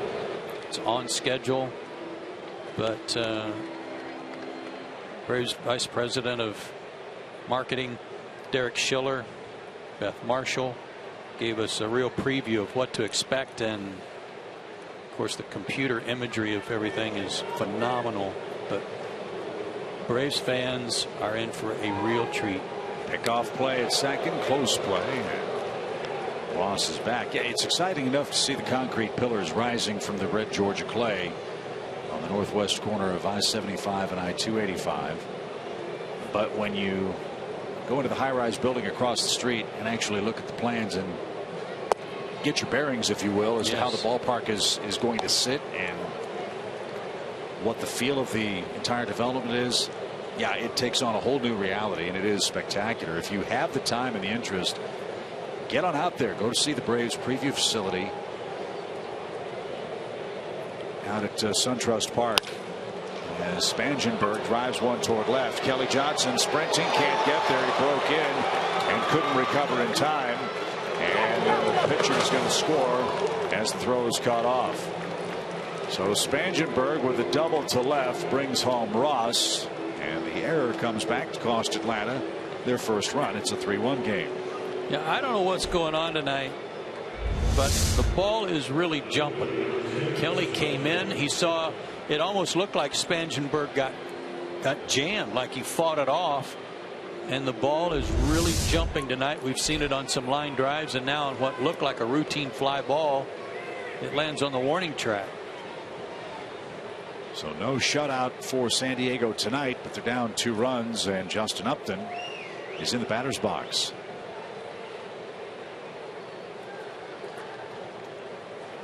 Just another double for Spangenberg. Popped up right side. That's headed for the Braves dugout. Finished the thought on the new ballpark, SunTrust Park up in Cobb County. 60% of all the seating will be under cover of some sort. As you see some of the computer generated imagery from outside the ballpark, the different gates, the fan plazas, the retail areas outside the ballpark. The park will hold roughly 41,000 fans. Again, 60% of those seats will be under cover, either the big cantilevered roof or the cantilevered stands, which will put the fans much closer to the action than here at Turner Field. But of the 41,000 seats, it's going to be incredibly affordable. We're told that 19,000 seats per game will be priced at $20 per ticket or less. Yeah. Chop House down the right field line will be a centerpiece in the outfield, and for one of the main gates, it's going to be a 3-level chop house. Just great interactive activities, and as special as the ballpark's going to be, and every new ballpark has new bells and whistles and new amenities that make it special in its own right, and so will SunTrust Park. But this development around it is so incredible that you can see in the distance there that's adjacent to the park and one of the entrances to the park, where it's going to have residential, commercial, restaurants. There's 20 restaurants that are going to be right there. It's a place to come before the game and a place to stay after the game, and it's just going to be unbelievable. What we saw today is just crazy good. And if you want to have an idea of how the ballpark will sit, if you were standing at home plate and pointing your bat down the left field line, you'd almost be pointing it directly at downtown Atlanta, roughly. So that's how the ballpark is going to sit. The right field line would be headed toward US 41, Cobb Parkway. It's kind of opposite of the way this one sits. Right. Faces, I should say. And then the other point that's worth mentioning, ingress and egress. There are 14 different ways to get in and out of the Braves' new ballpark area, so it's going to be extremely fan-friendly in that regard. As Upton swings and misses, that's a big out. The slider was really biting from Perez. That's his 3rd strikeout and the 2nd out of the 5th inning. Had that finger up on that breaking ball. Had some good bite on it. He's had that pitch chased twice. He got Hedges with it in the 2nd. Now can he get Alonso? One of Joe's 4 keys tonight. Keep this guy from hurting you.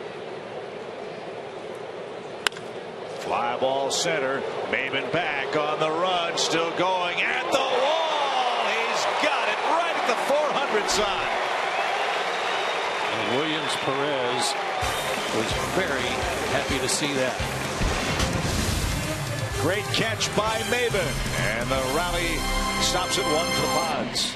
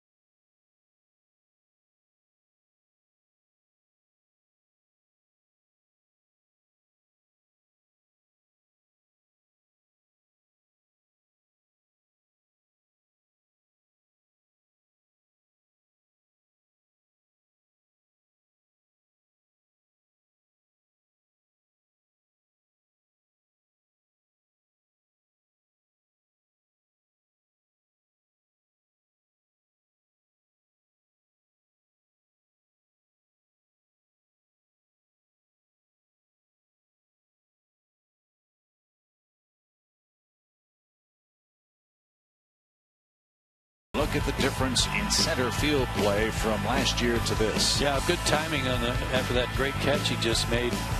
Great on base percentage, cut down on strikeouts, closing in on the same number of RBIs with his good work in the month of May and into June. But 11th in average, and last year they were last. That was a terrific catch. So Perez starts things off. He has a single and a run scored. That came in the Atlanta third.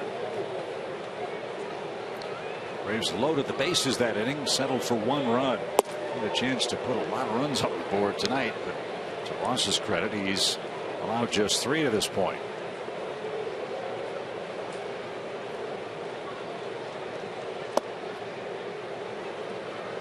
One ball, 2 strikes.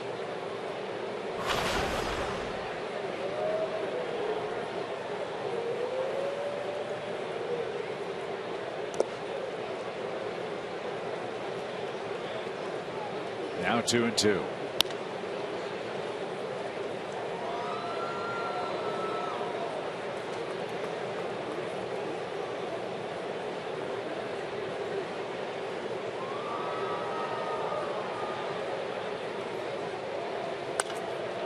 Pretty good cut. Yeah, he does. He's averaged up to 250 in his base hit tonight.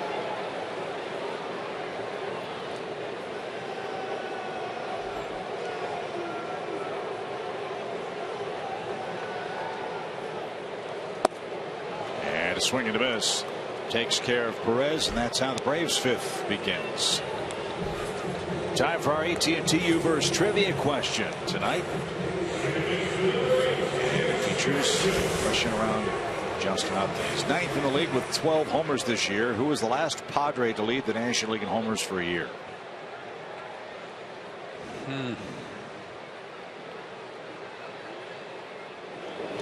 Can Caminiti do it for him? I was thinking of that outfielder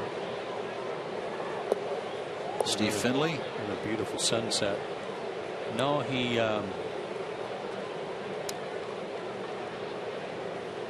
been with the Brewers, I think. Went to San Diego, finished up in Tampa Bay. Remember when Tampa Bay? Oh, Greg Vaughn. Greg Vaughn. Greg Vaughn's a great guess.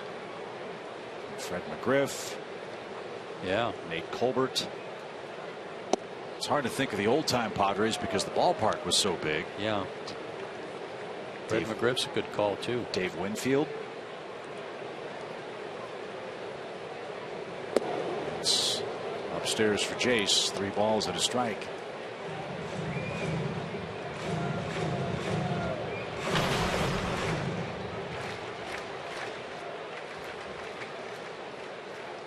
Jace at 271. And he hits with the bases empty here.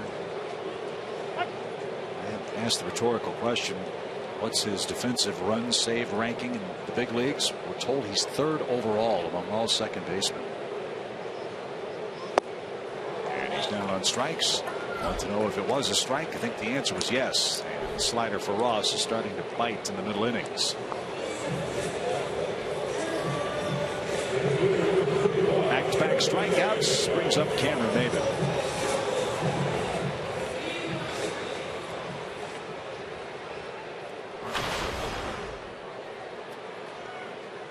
He has struck out and walked.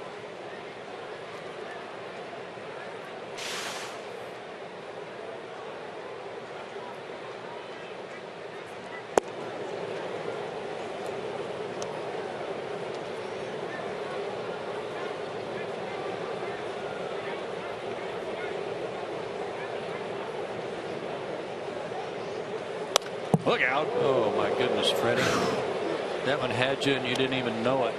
Thankfully it was offline.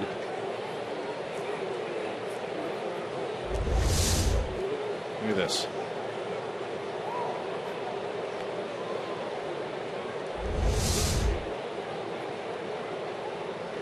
One pitch. And that's laced into right.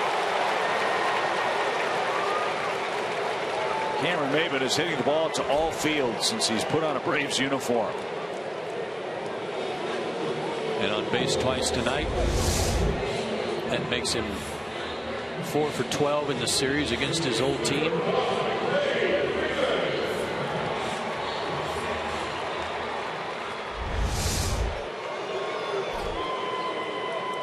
So a 2-out hit, and Freddie's the hitter. He is struck out, and he's hit into a double play. 3-1 Atlanta, home 5th.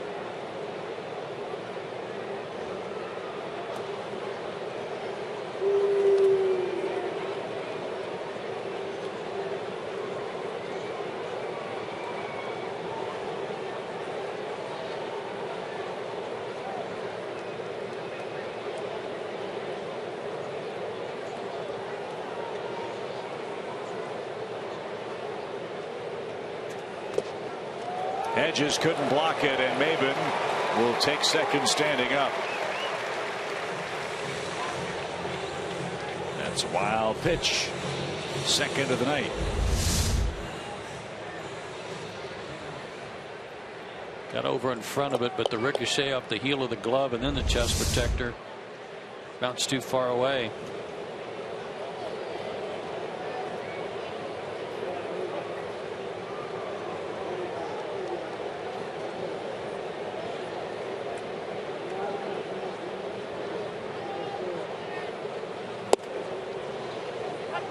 Right there for Freddie Freeman.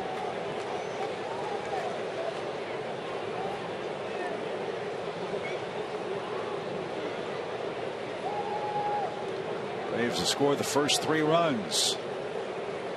3-1 score with 2 outs. He checked his swing. 2-1. Said it a couple of times earlier today. Said it last night on the post-game Braves Live. That victory last night was a lot like the win Atlanta earned when Madison Bumgarner faced us in San Francisco. Yeah, hopefully really, one that'll get some momentum behind the club. Really came up off the deck that day. Those are the kinds of games when you win those, you feel like, I'm sure, like you can beat anybody. Bumgarner, superstar in the playoffs last year. Last night, James Shields, a 7-0 record, couldn't hold a 5-run lead. Now Freddie calls one toward left, and Upton is going to catch it, and that will retire the side. We head to the 6th. Good ball game. Williams Perez leads it 3-1.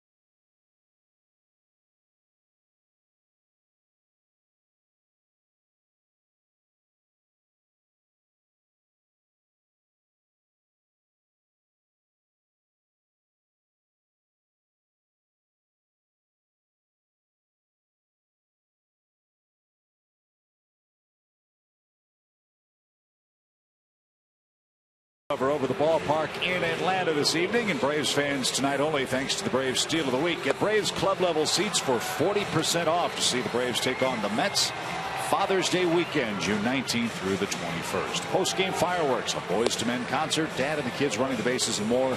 Go to Braves.com/steal for this great offer, but you must buy tickets today. Now, we were talking about SunTrust Club. Fans can go to the website. That's AtlantaBraves.com/SunTrustPark. Correct. Yes. And there's all kinds of links there, and video of, I think, the ongoing construction photographs, maybe I should have said, of the day-to-day construction progress, and a lot of information there about tickets and how that's all going to be handled, where seats are. If you go to the Welcome Center, you can actually look at where your seats will be and get a computer-generated image of, let's say you want to say, I want to know what seat 5 in section D 115 is. Well, they can program that into the computer. You can see how the field will lay out before your very eyes. Well, one of the things you need to do to be able to do that, though, is there are still some what's remaining of the 2015 season. You can get season tickets for the rest of the season, right? And that qualifies you to be able to do that. The A-list membership. Yes. And then you get first dibs on season ticket packages when those begin to be sold for SunTrust Park in 2017. Here's Melvin Upton, and a roller foul, strike one. Upton has flied out and lined out tonight in his first start as a Padre.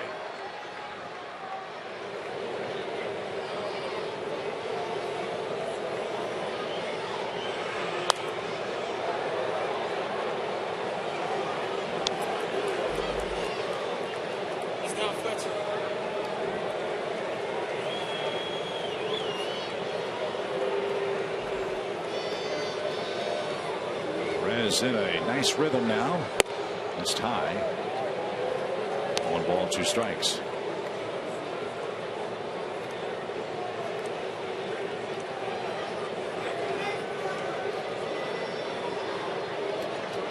Swing and a miss. Upton's 0 for 3. Perez got him. That's his 4th strikeout tonight.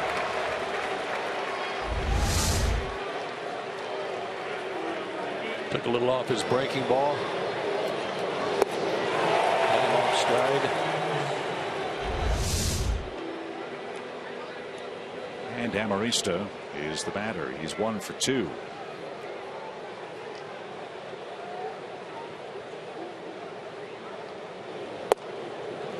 Knee-high strike.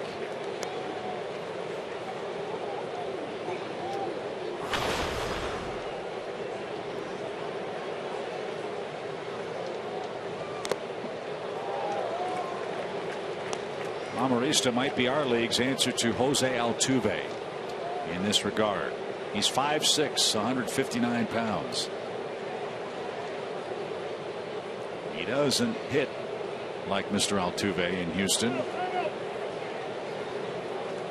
But a similarly sized man who was originally an Angel. He put a charge in one last night. Drove it to center over Maben's head maybe 2 nights ago. 2 nights ago.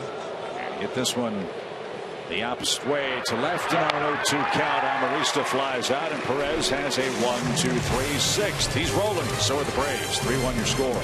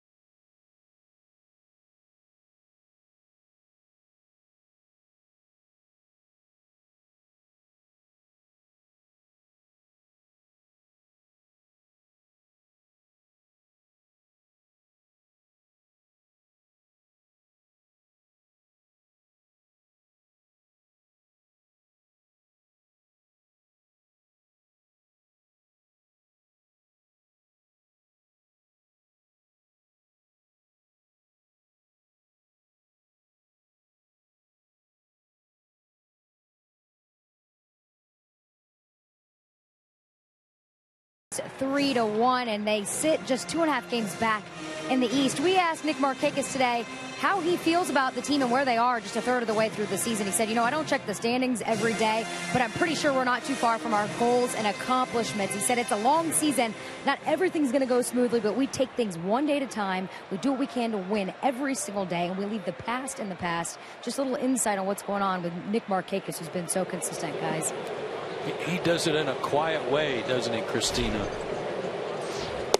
Absolutely. You don't read a lot of quotes from him in the paper. You don't see any headline making stuff in terms of clubhouse stuff, but a very solid, silent leader, at least outwardly from the public standpoint. Lets his bat and his batting eye do the talking for him. He's got a hit and a walk tonight, 5 hits in the series. His average up to 306 for the season. Markakis with a 390 on base percentage, highest on the team.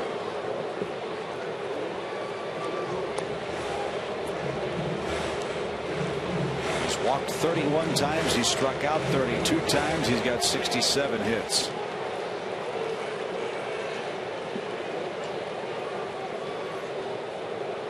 Choking up a little bit.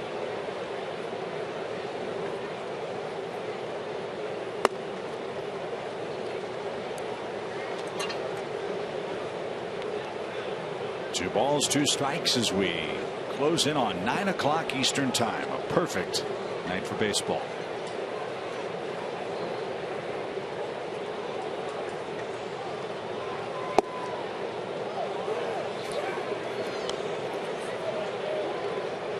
That's a pitch that the pitcher wants and the hitter doesn't want you to call because they can see or know that's a little bit inside, but man, is it a good pitch.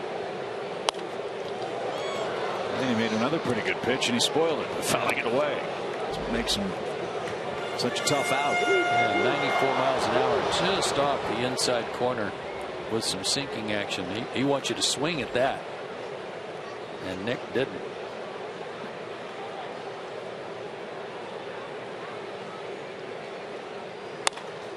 And look at what he does on a full count pitch. He hits it down the line the other way.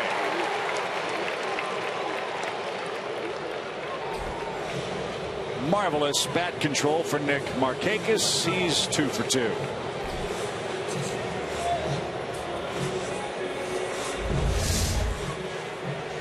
This was just now up and away, goes the other way. This was in the second inning, breaking ball up and away, and he goes the other way. I mean, almost carbon copies. So Markakis leads off with a single. Chris Johnson's the batter. He's 0 for 2. Didn't get it. Strike 1. The Giants trying to help out the Braves. They've taken a 7-4 lead in New York. That game's in the 6th.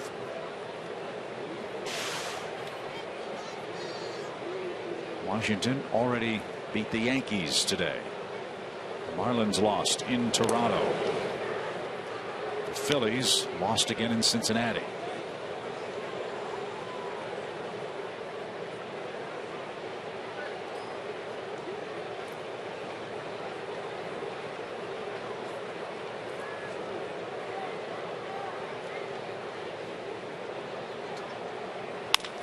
To third, Middlebrooks to second for 1, and the throw to first in plenty of time, a double play. So Ross is starting to get a few more ground balls. The Braves have hit the 3 double plays tonight, and the bags are empty with 2 outs.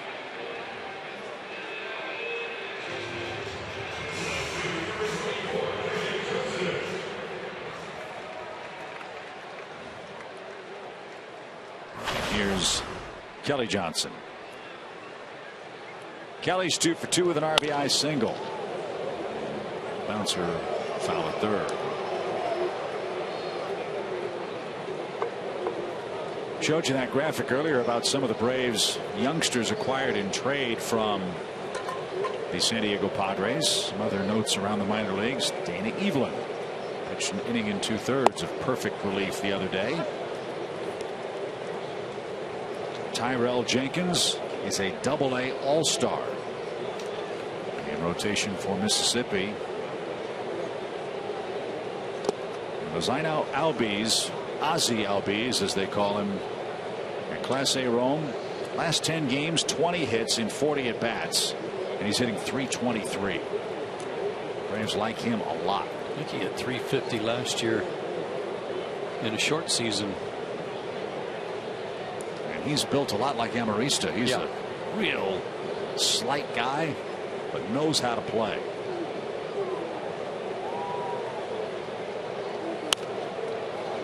Well, he fought it off, 1-2.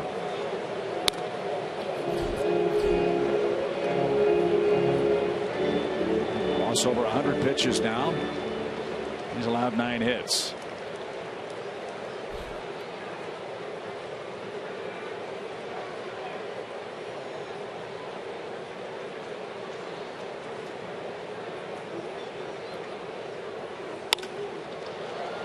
That'll slice into the seats. We'll do it again. Julio Teheran and Andrew Kashner will pitch in the series wrap up here tomorrow. It's an early start. First pitch at 12:10. We're on the air with Braves Live at 11:30 Eastern Time. And then we're off to face the Mets. That was just a little short of home plate. Nice block by Hedges. And some equipment rattle too. Right up in the mask. Or as they say just northeast of here, between the hedges. 2 balls, 2 strikes, and 2 high for Kelly. Full count.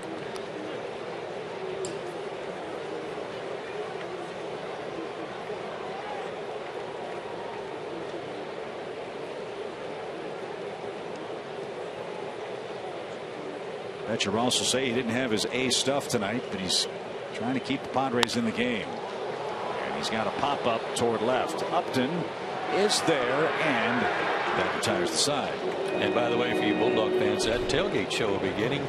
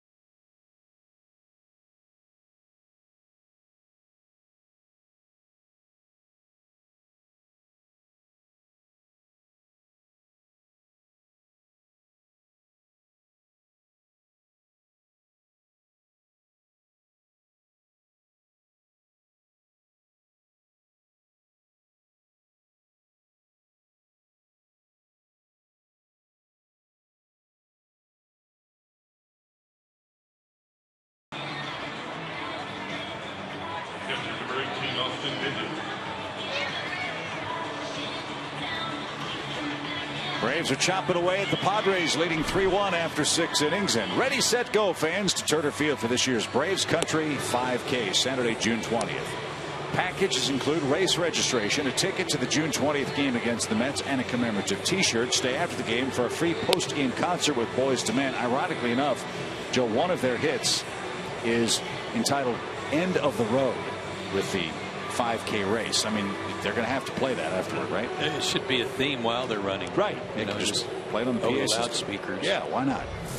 So register now at Braves.com/BravesCountry5K. When was the last time you heard someone say loudspeakers? Yeah, good point. They're going to have to come up with something new. Here's Austin Hedges. He's the San Diego catcher. Strike one. Yangervis Solarte's on deck. Figure it's the end of the line for Ross after 6 innings. San Diego needs some runs. They're down 2. Williams Perez is gunning for his first home win this year.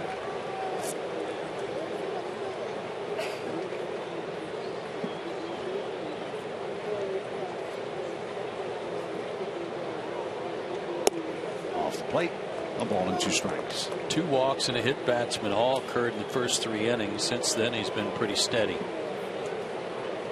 Doing a good job of getting ahead in the count.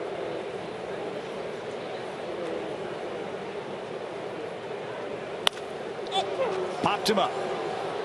And on the left side, Andrelton Simmons behind third has that one measured up. He's got it. Hedges is 0 for 3. It will be Yangervis Solarte. Ross went 6 innings, 9 hits, 3 runs, 2 earned, we're told. He struck out 5. Walked a couple of men and threw a couple of wild pitches.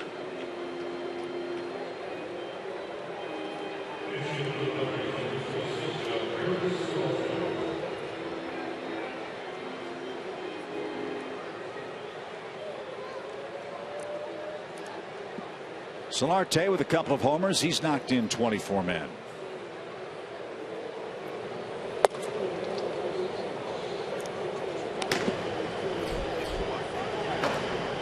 There's the Padres bullpen. Sean Kelly.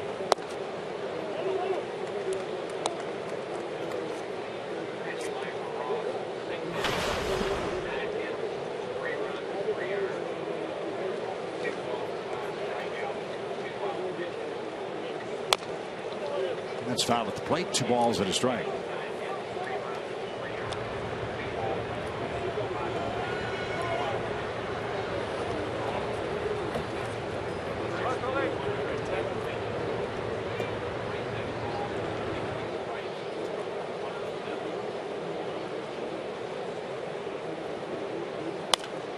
It's out of play to the left, and we'll do it again. 2-2. A lot of strikes from Williams tonight. He's getting backed up by Ardsma and Avilan. Certainly they'd like Williams to get through this 7th inning unscathed. He's at the 95 pitch mark. And with a good throw, he'll have his 2nd out of the inning and his 5th strikeout. Great sinker. Joe, how much of this game is confidence? That may sound like an obvious question. Yeah. Here's a kid. Made his debut out of the bullpen in Washington, got bombarded, didn't pitch well. Starting pitcher, got his feet wet. It seems like he and Shelby Miller and Mike Foltynewicz, despite Mike's outing yesterday, those 3 guys have gotten better and better with each passing start. I think it goes so much to getting just a taste of success for a pitcher coming up, knowing that the stuff you had that got you here is good enough to work here. You've still got to make constant adjustments. You've got to improve. You got to work to improve and to get better. But you've just got to have that taste of success. It goes to hitters too, knowing that when you get here, that these pitchers don't dot the corner with every pitch. They make mistakes like everybody else. Little bouncer up the middle. Simmons at the bag, throws on the run. And the Braves get Will Venable again. When you get that little taste of success, boy, it goes a long way.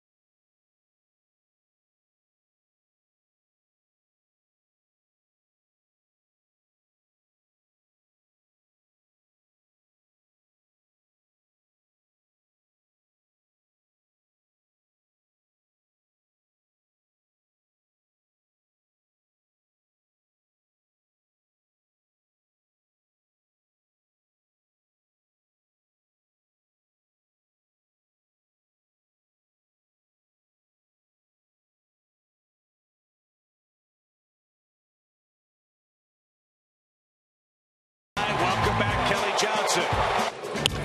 And a fly ball hit toward left. Kelly Johnson got there and took away a hit from Upton. You know what he's going to say after this game? I should strain my oblique a little more often. Boy, welcome back, Kelly. Great to have Kelly Johnson back. He's our great clips of the game. But it's funny, when I saw him in the clubhouse today, I said I was so close to texting you 2 days ago to see if you're still alive, because I hadn't heard a word about your workouts or how you're feeling. I hadn't seen you in the clubhouse. And then we heard that you'd been sent to Gwinnett for rehab, and here you are back already after just 7 at-bats and declaring yourself ready to go. And he couldn't wait to get back in action, and his skipper couldn't wait to get him back, and he's already contributed tonight. So San Diego makes its way to the bullpen. Sean Kelly's on to pitch. He'll face the lower part of the Braves batting order, and that means a decision for Freddie Gonzalez. For the pitcher spot is due third. That pitcher's Williams Perez, has thrown 7 strong innings tonight. Kelly's one of the guys in their bullpen who can pitch multiple innings, and that might be just the ticket tonight for them. Low 90s fastball and a lot of sliders in the 81 to 84 range.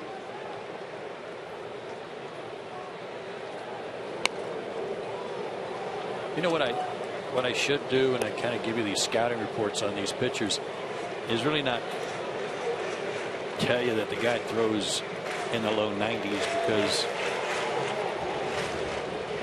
9 out of 10 of them do. Just tell you when a guy's throwing 95 or harder, and then really go crazy if a guy's only throwing in the high 80s. This guy's a junk baller. He's only throwing 88. Where did he come from? Right. That would be such a rarity now.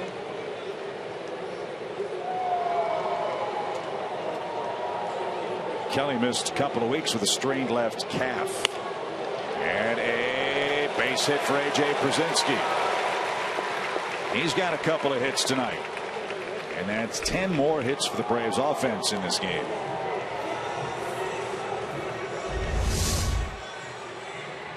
They're all singles too, aren't they? I believe so. That's correct. Fought it off. Dumped it in there against the shift. 2 hits tonight, 5 on the homestand. That's it. To add a few more runs against a man that has the longest active scoreless streak on the Padres ball club. Sean Kelly at 10 1/3 scoreless. And Simmons, the batter, with Todd Cunningham on deck. So that'll tell you the fate of Williams Perez, especially with the 2, 3, 4 hitters due for the Padres in the 8th inning. Yeah, he did good work tonight. Ties his season high in innings pitched with a start in San Francisco. Simmons to left. Upton to his left. Has it. And here is Cunningham with 1 on and 1 out. 4 hits in 7 innings for Williams Perez. Only 1 run. And it was unearned. He did hit a batter. And he walked 2. Yeah, remember the throwing error by A.J. Przinsky that allowed Tyson Ross to get in scoring position for that double by Spangenberg. Cunningham with a bunt. It's going to hug the line. It's going to still hug the line. It's going to be a fair ball. How about that? Love it.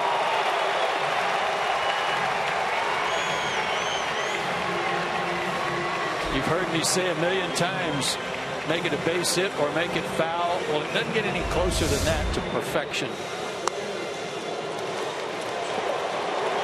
Waiting for it to roll off the edge. And you know what that is. That's just perfect groundskeeping. I think Ed Mangan put that little piece of grass, that dirt clod, right on the line, knowing that Cunningham was going to bunt it there. That is just perfect. No tilt at all. When it stayed on that, got on that dirt, it just hugged it. Great bunt. So a chance to pick up an insurance run or 2 here in the 7th. And high to Jace Peterson.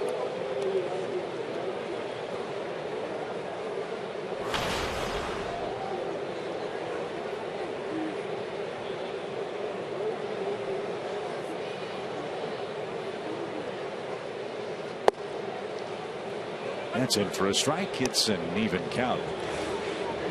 One more note on that Giants game against the Mets. They have scored 7 runs tonight. All 7 have come against Matt Harvey.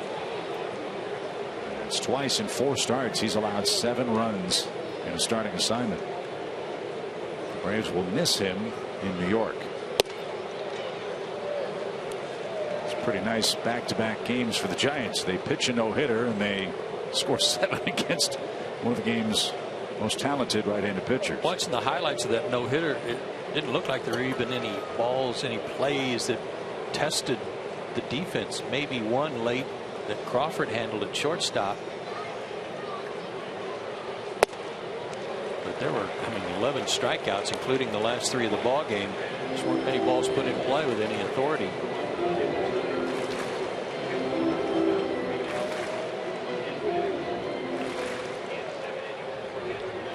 Dangerous count for Sean Kelly. Peterson way ahead, 3-1.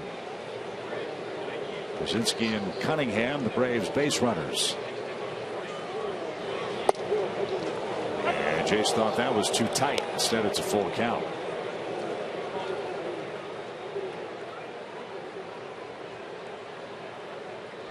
PNC Bank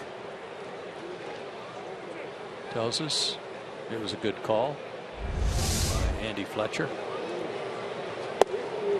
And they tried the spot again, didn't get the call that time. It's a 1-out walk. And the Braves have them loaded again. And Bud Black is asking Fletcher, same pitch, same spot. Why is that not a strike 2? He's trying to get his catcher's attention. Find out why. PNC Bank box track shows you it was just a shade inside. So a chance for real damage now for Cameron Maybin. We told you about his impressive runner in scoring position numbers. We'll try to add to them here. And he does with a base hit to right. Brzezinski scores. Streaking around third is Cunningham. He slips and falls and scrambles back. Cameron Maybin goes opposite field for the second time in as many at bats. And the Braves extend their lead. It's 4-1, and Kelly's scoreless streak is broken. That's what I was asking for, that you heard me inadvertently say. Updated numbers for Cameron with runners in scoring position. Minimum of 100 plate appearances. Cameron Maybin, the best in the National League. Freddie Freeman right in there too. So Bud Black's bullpen, which had not given up a run on this road trip, gave up a run last night on a home run. Kelly surrenders 1 here in the 7th, and Atlanta leads by 3 and is still batting with only 1 out.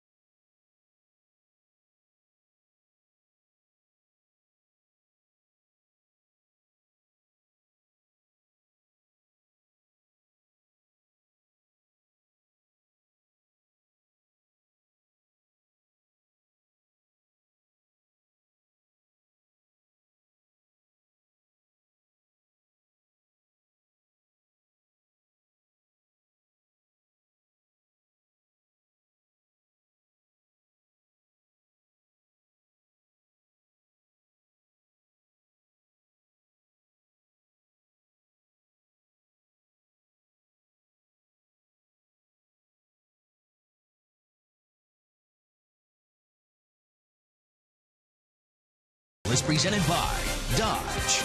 Born Dodge. Great night in Atlanta. The Braves lead 4-1. The bases are still loaded with one out. And as we've said before, where would Atlanta be without that man, Cameron Maybin? 6 for 8 with the bases loaded. Not too shabby. 9 RBIs. Excellent career numbers with them loaded. But what's been very impressive, and we've seen it time and again, Chip, is that he doesn't, just because they're loaded, he doesn't change this approach he's been working on. You know, a lot of guys want to go up there and just start wailing, trying to hit a grand slam. He's staying with it, hitting the ball the other way, and being very successful at it. New pitcher for the Padres, Frank Garces. We've seen him in the series. Lefty versus lefty, and Freeman couldn't check his swing. It might have been a strike anyway. Remember what I told you a minute ago, plus a slider and the changeup. No balls and a strike for Freddie Freeman, who's hitless tonight. Little pop. Upton is under it. Let's see if Cunningham tags. He's coming, and he stops as Upton made a perfect throw. Sure did.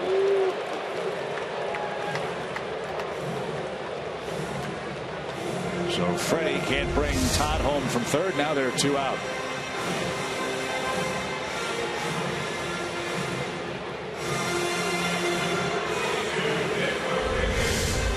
So Garza's got the first of 2 lefties. Now he's got to face Nick Markakis. And Darren Balsley out again to talk about this matchup. Garces was the guy, the first game of the series, Chip, where we were talking about how he gave up 2 hits right away when he came in. Benny Black went out, talked to him, looked like there was a little jawing session going on, and he immediately got a double play ball from Maybin, and then walked the 2 left-handed hitters to load the bases. Remember that? Yeah, we were talking about that inning. We said, okay, is Cameron Maybin going to bunt here? He's arguably your hottest hitter. The Braves decided to play for a big inning. He didn't bunt, hit into the double play. You're right. Garces then walked the next 2 guys. And then Uribe hit the batted ball that hit Freddie Freeman right in the leg, and Atlanta couldn't add on to what was then a 3-1 lead. Eventually lost the game 5-3-11. And Markakis swung at the first pitch and popped it up. Upton says he's got it, and he does. Good work by Garces, and the Braves settle for 1 in the 7th. We go to the 8th. The Braves are in their bullpen. They now lead by 3.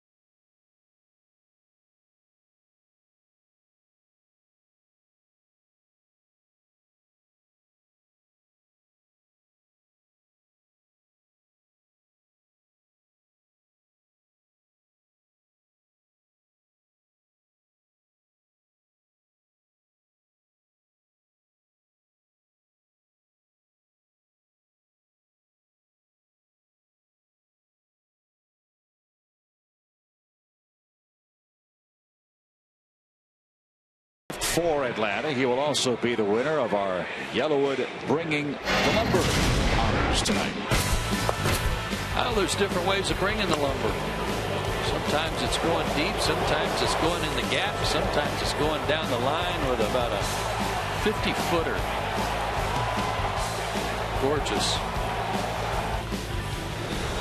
And that bunt hit helped the Braves score their 4th run tonight. And he'll play left field, as I mentioned. Kelly Johnson will shift from left field to third base. And Brandon Kniff is on for Atlanta.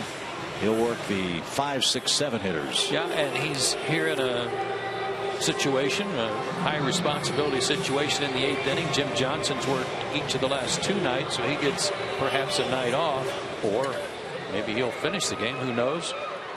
And Kniff last night did a great job coming in. He and Avilan, and Kniff got a big strikeout of Barmas to end the 7th with runners at 1st and 3rd. And I messed up looking at my scorebook. Kniff has the 2, 3, 4 hitters coming up for the Padres in the 8th, and now Andy Fletcher wants to talk with Freddie Gonzalez about how the lineup card is supposed to be configured here. So Fletcher wants to make sure with the Braves manager, see if he walks over to Buddy Black to confirm as well.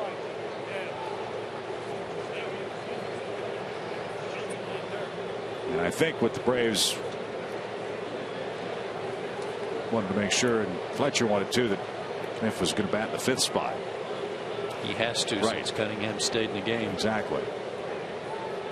So Spangenberg leads things off, the 2-place hitter for the Padres. 2's been his magic number. He's got 2 doubles, lone San Diego RBI in the game.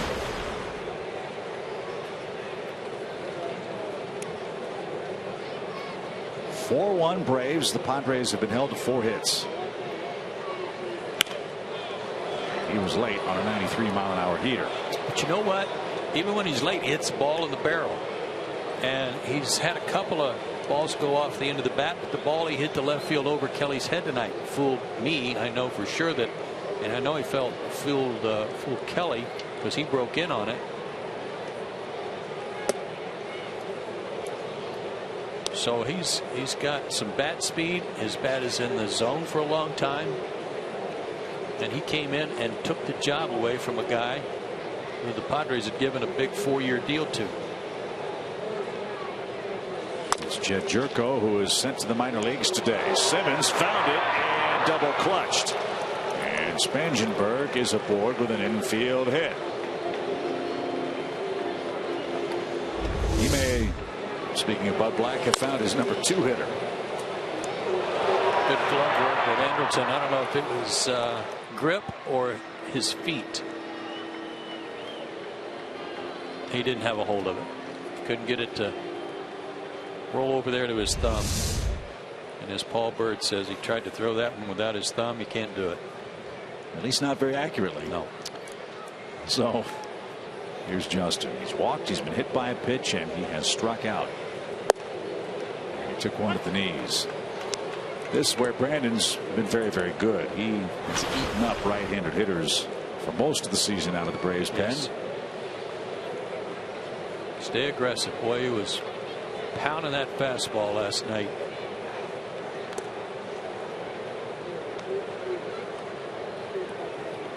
Right-handers have 4 hits and 50 at-bats against Brandon Kniff. Only blemish, 8 walks.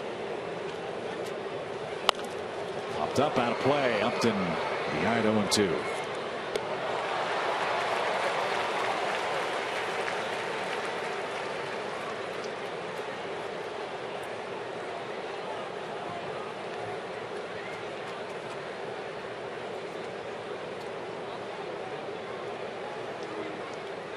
Got Alonso, then Middlebrooks.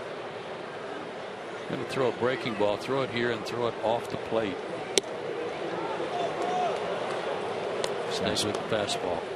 Trying to shave the outside corner and didn't get it. 1-2. Remember, Matt Kemp is lurking on the Padre bench if needed.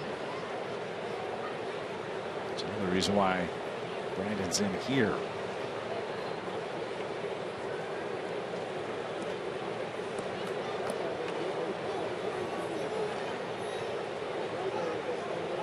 One ball, 2 strikes. Swing and a miss. He pulled a string, and Upton is down on strikes for a second time. Boy, was that nice. 3 straight fastballs, and then this breaking ball. Short slider. Thought he was going to get called a strike anyway.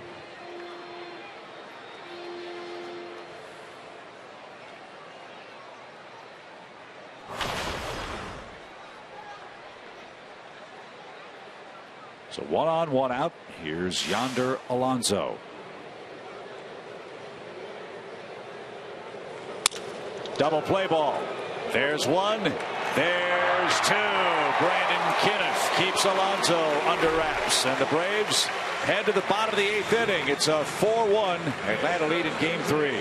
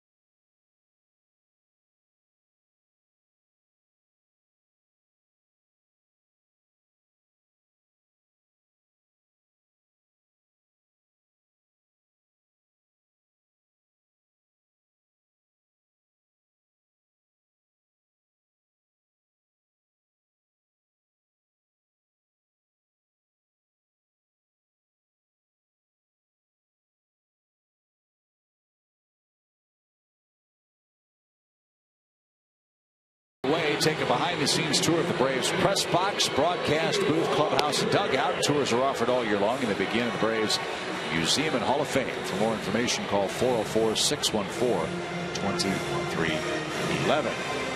Braves will go to their bench. Juan Uribe will bat for Brandon Kinniff, who is outstanding in his inning of work, and this is what we talked about in our pregame show, the impact of Juan Uribe on the roster.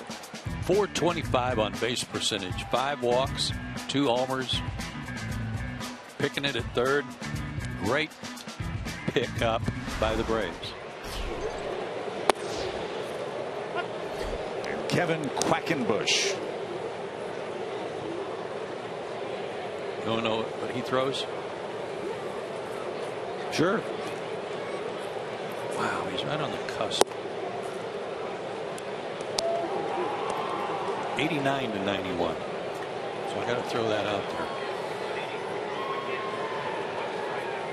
A big curveball.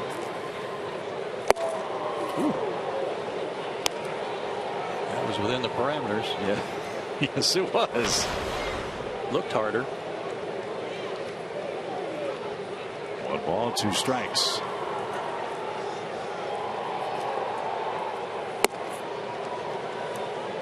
Juan's 2 for 5 as a pinch hitter overall with both the Dodgers and the Braves.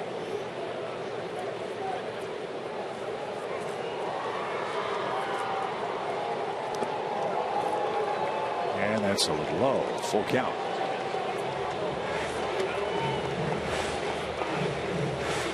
$21,465 joined us at Turner Field tonight. Ball game and a concert. Can't beat it. Got it. Especially if the Braves are winning. Out of play foul. Charlie XCX will perform after our game tonight.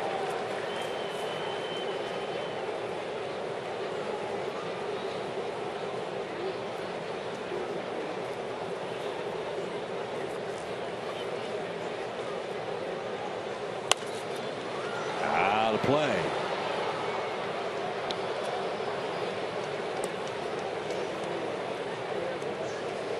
I've got Juan's career pinch hitting numbers up on the big screen. A .315 career pinch hitting average.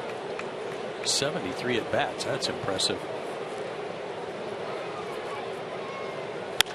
Sharply hit towards second. Spangenberg has it, and there's out number one.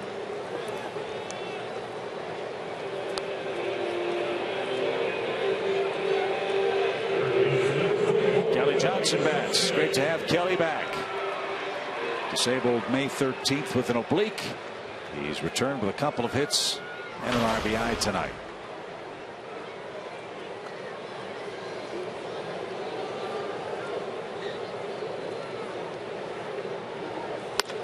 And a duck snort to right center field off Quackenbush. Oh, here we go. A 3-hit game for Kelly.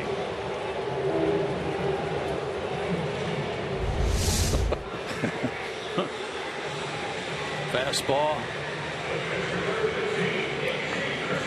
Kind of feathered that one out there.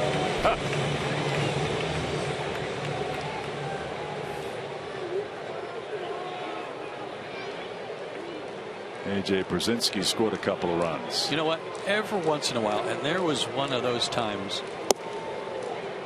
A.J. gets in the box, has his head down, and then looks up, and it's Brian McCann. Oh, really? And okay. He's Brian McCann to me. And I do a double take. The beard, left-handed, big. I just have, all of a sudden, it's just like a, and it seems normal. Mm-hmm. And I have to realize that's not Brian. Right. 1 ball, no strikes. 13 more hits for the Braves tonight. As Joe said, all singles, right? Yes.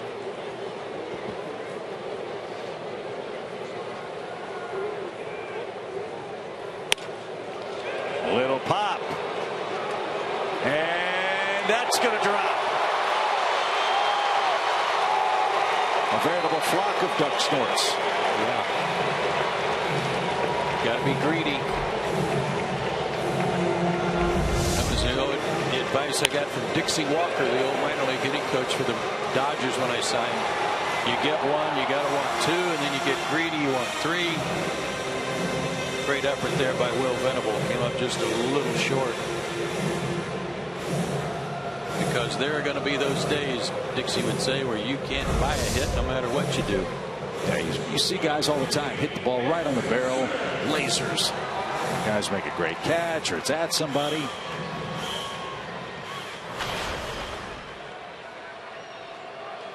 And now Simmons bats. Hamilton 1 for 3 in the game. Looking for his 7th multi-hit game in the last 14 he's played. And a good breaking ball and him backing out. Still a safe situation right now, barring another run scoring for Atlanta, but the guy that's up is Jim Johnson, not Jason Grilli.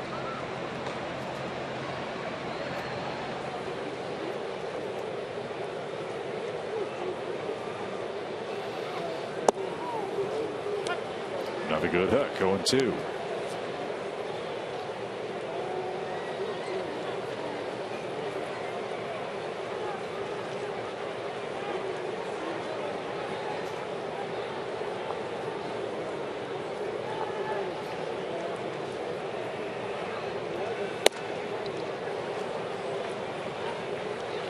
I know we talked about this the other night, but it didn't dawn on me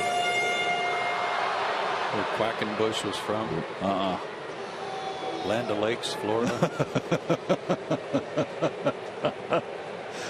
1 ball, 2 strikes.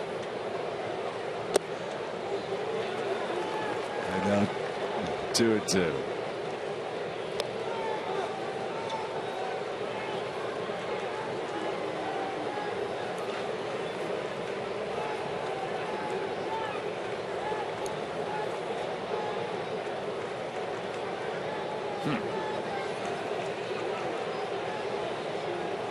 Two balls, 2 strikes. And a bouncing ball towards second. Spangenberg goes to second. That's all San Diego can get. Good hard slide by AJ, just in case Amarista thought about a peg to first. Braves runners are at the corners with 2 outs. And Todd Cunningham.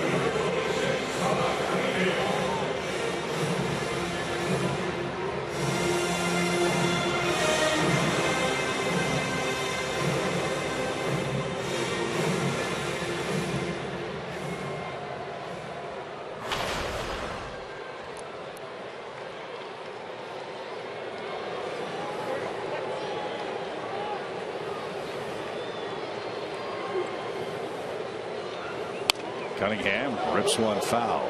So when the Quackenbush family gets together in Land O'Lakes, Florida,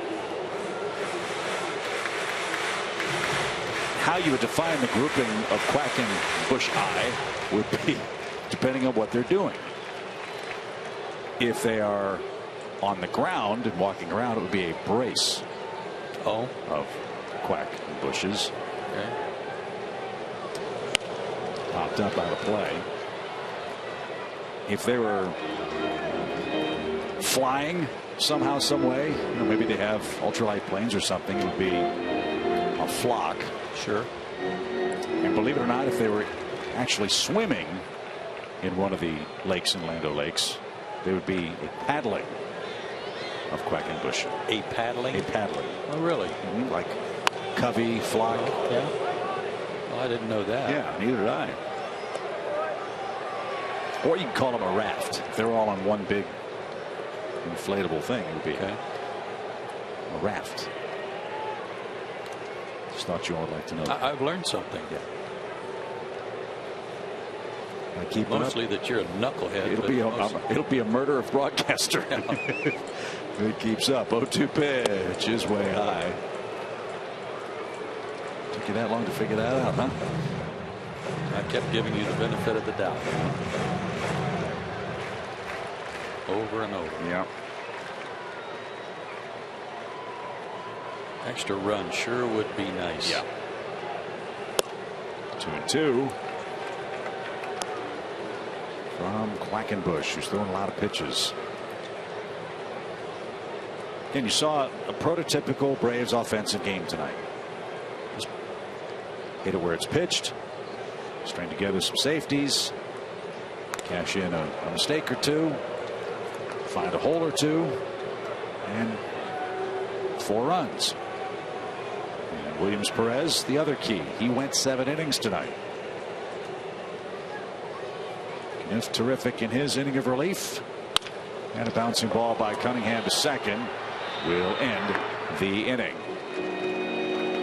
Time for the 9th. Atlanta leads by 3 in game 3. It's a 4-1 score.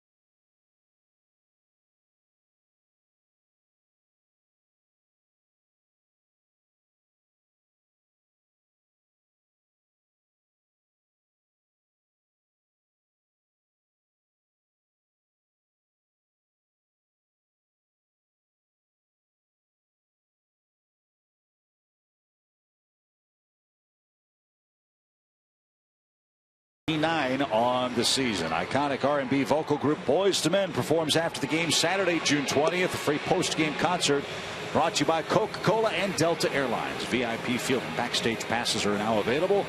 Make sure you get here early to see platinum-selling artist Young Jock perform at the Braves Fan Plaza before the game. Get your tickets online, braves.com/concerts.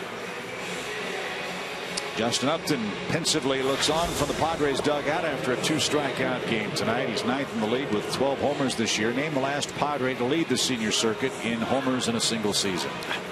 I can't not say Fred McGriff. You're going to say McGriff? Yeah. Oh, man. I want to say either. I'm going to go a little more old school. I'll say. I want to say Greg Vaughn, but I think it was earlier than that. I'm going to say Dave Winfield. Ugh. Attaboy. Yeah, I was afraid that if we missed that, we'd never hear the end of it. Yeah. 35 homers.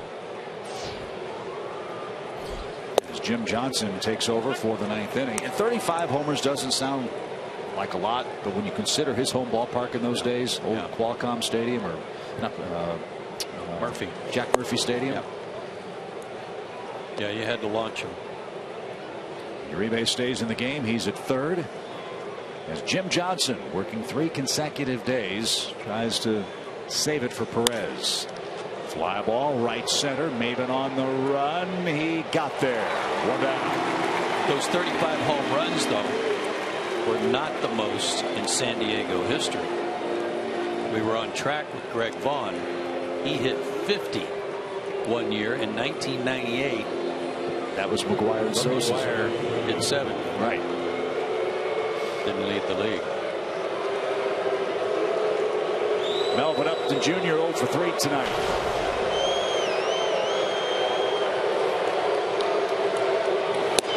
And takes high. 1 ball, no strikes.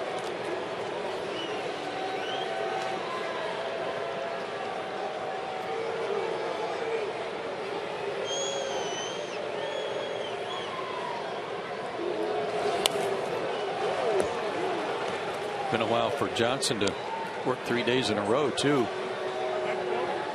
June of 2013, we're told. And 3 in a row has happened 7 times in Jim's big league career.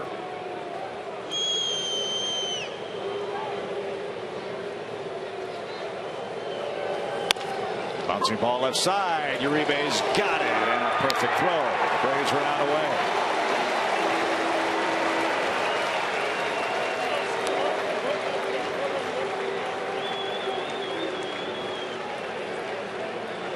Two outs, and Amarista is the final San Diego hope. Braves are now away from earning home win number 1 for Williams Perez. Win number 2 in his big league career. Tyson Ross on the hook for what could be his 6th loss of the season. Little looper over third, and it'll bounce on the track and into the stands. Strike 1.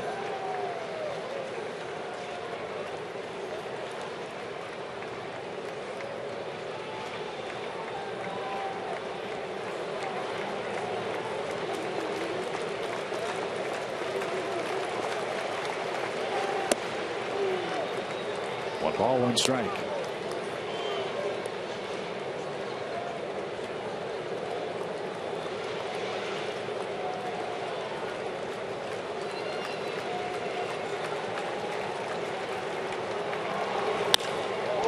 In the air to center.